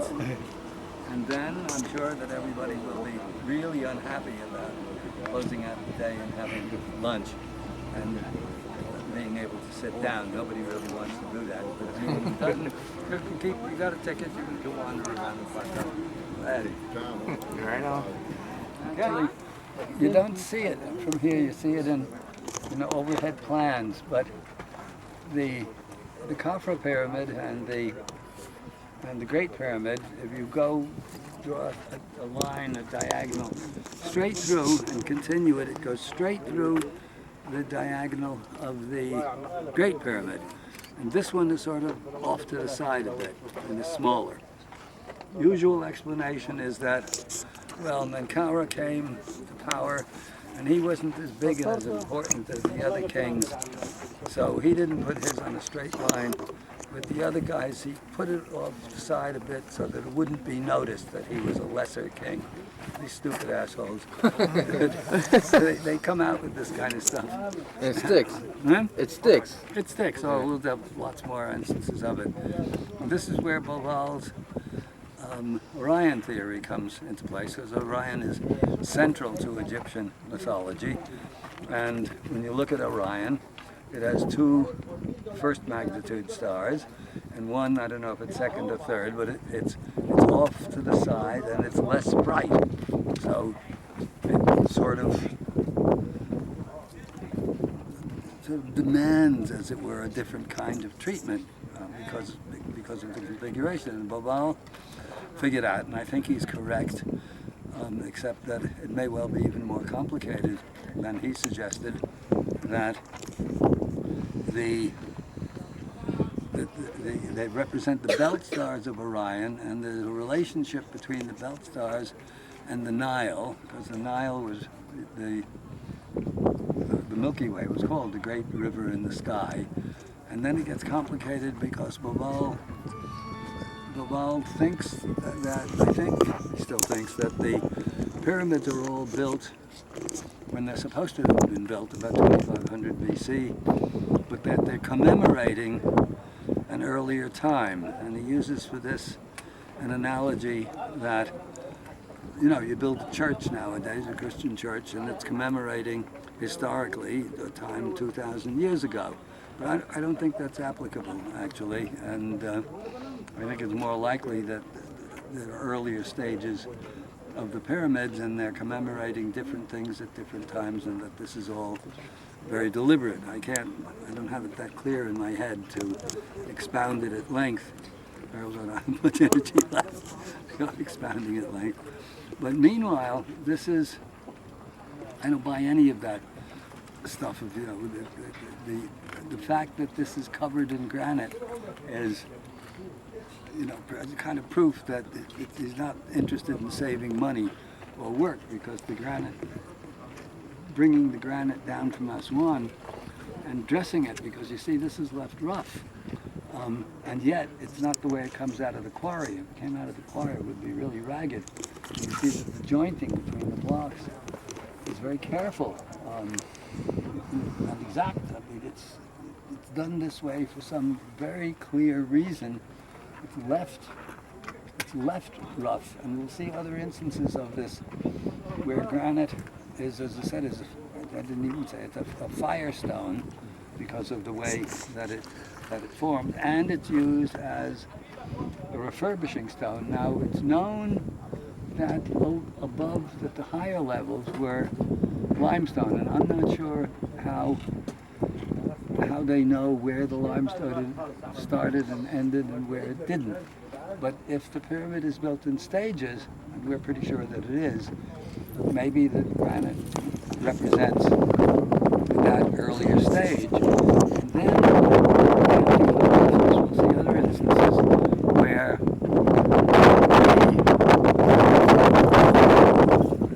Sekhmet is the goddess associated with, actually Schwaller calls it she's the female aspect of the fire principle. The fire principle is usually male.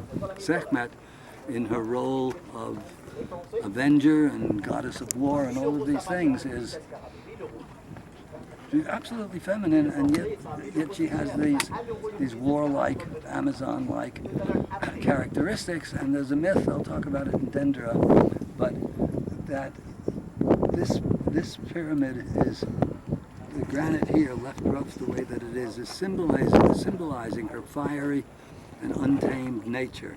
And this fits in with the myth. You'll see in Dendra, we'll talk about the myth at more length. And when you go into this pyramid, it's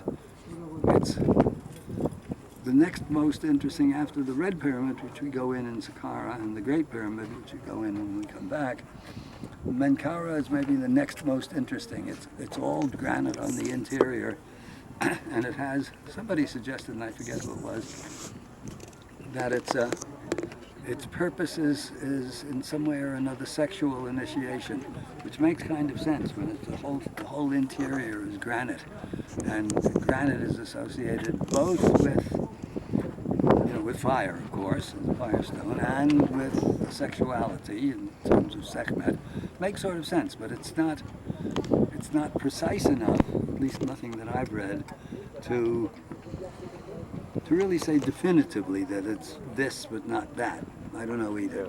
But when you go inside, the granite chambers, they're power places. There's no mistaking it. And you just can't, as you gather already, you just can't do everything in one day, or even in 14 days. You do get templed out, tuned out.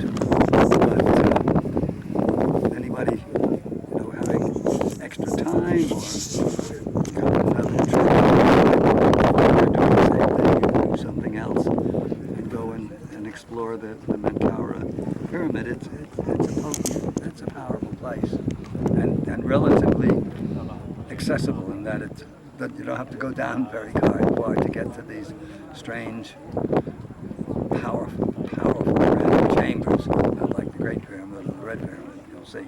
Just one channel?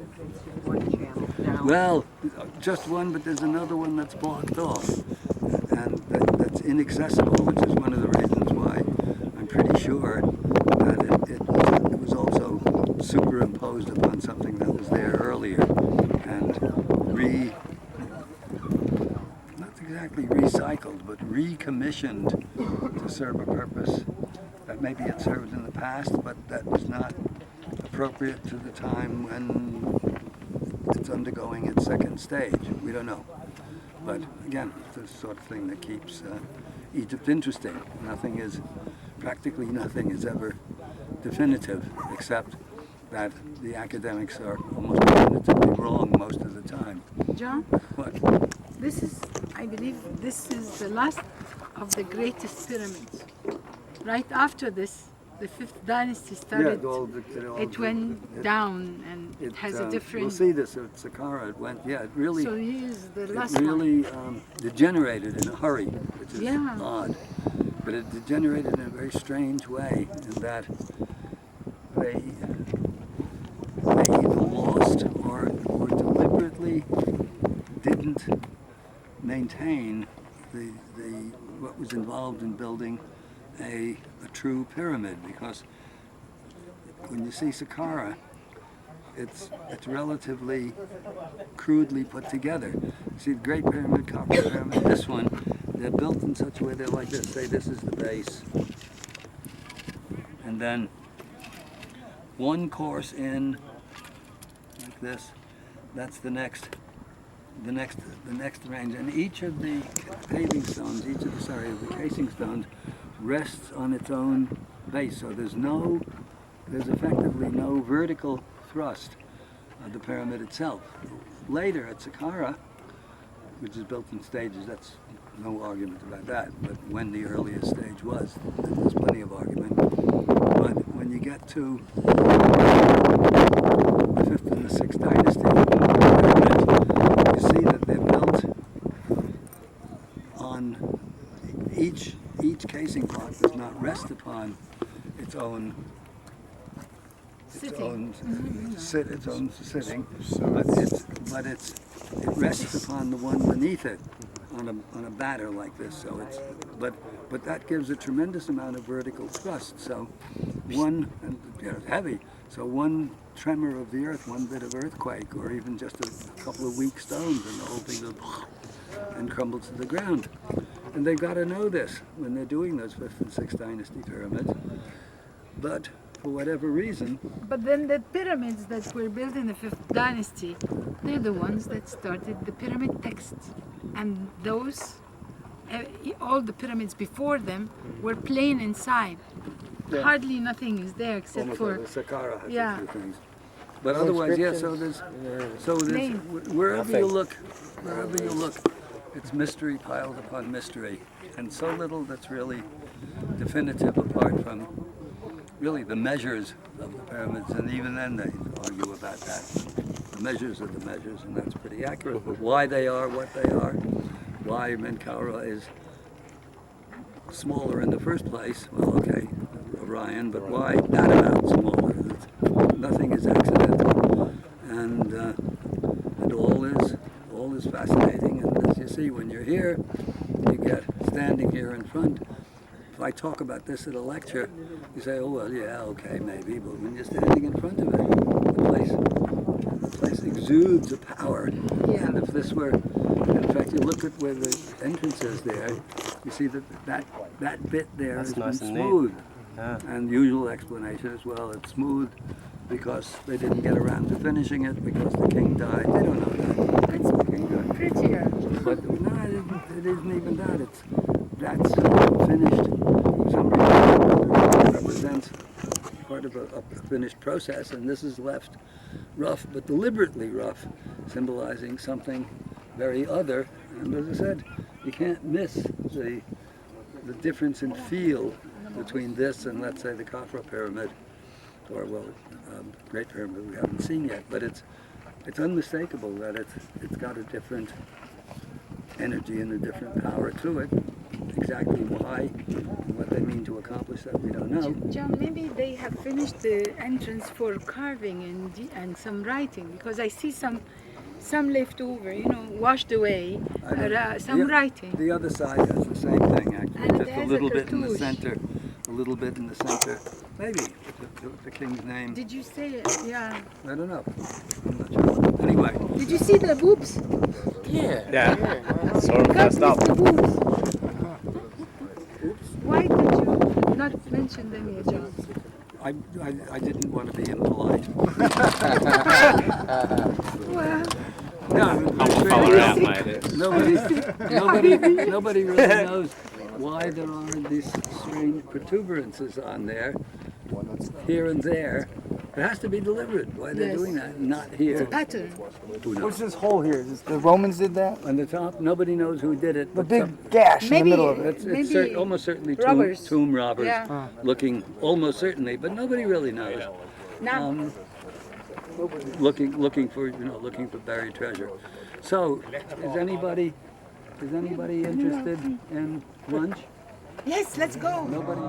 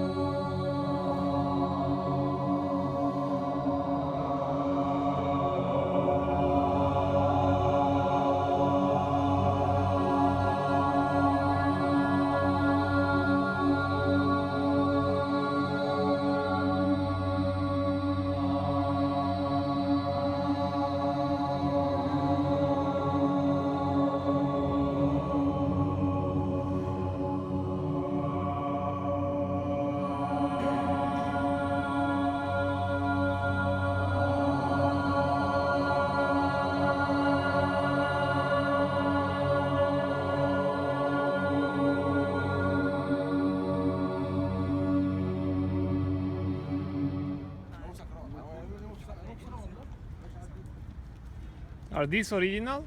These are the original. Yeah. These ones here are the only original ones.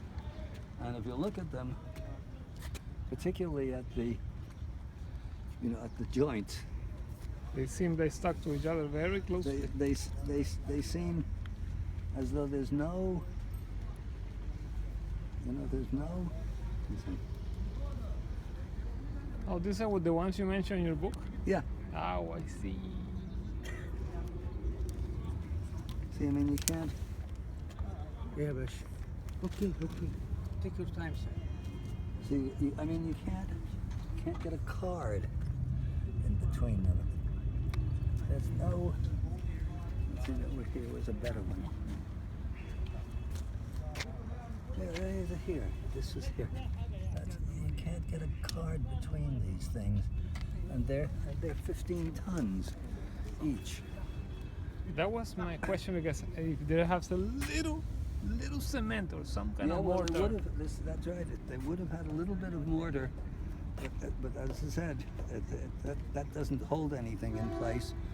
It makes it possible to slide the stones into place, because otherwise you have stone on stone, so that creates friction.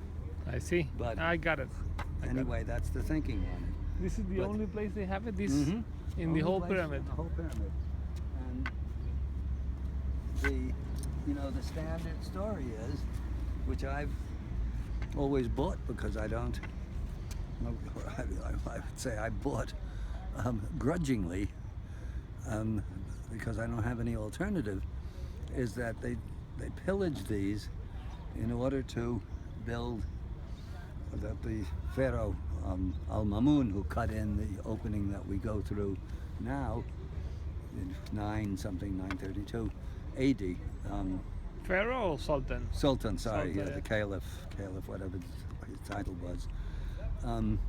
That he was responsible, or largely responsible, for gutting, for taking off all of these casing stones. But when you look at it, it seems like more work to take the casing stones off than it would be to quarry them new from the quarry itself. Because first of all, they've got to get them out off, and okay, down below, fine. From the top. What happens when you get them on the top? How do you get them down in one piece? And then once you have them down, you have to cut off the angles to get a square block that you can build with. And then you have, I believe, the area, the surface area of the pyramid is 22 acres. That's a lot of limestone.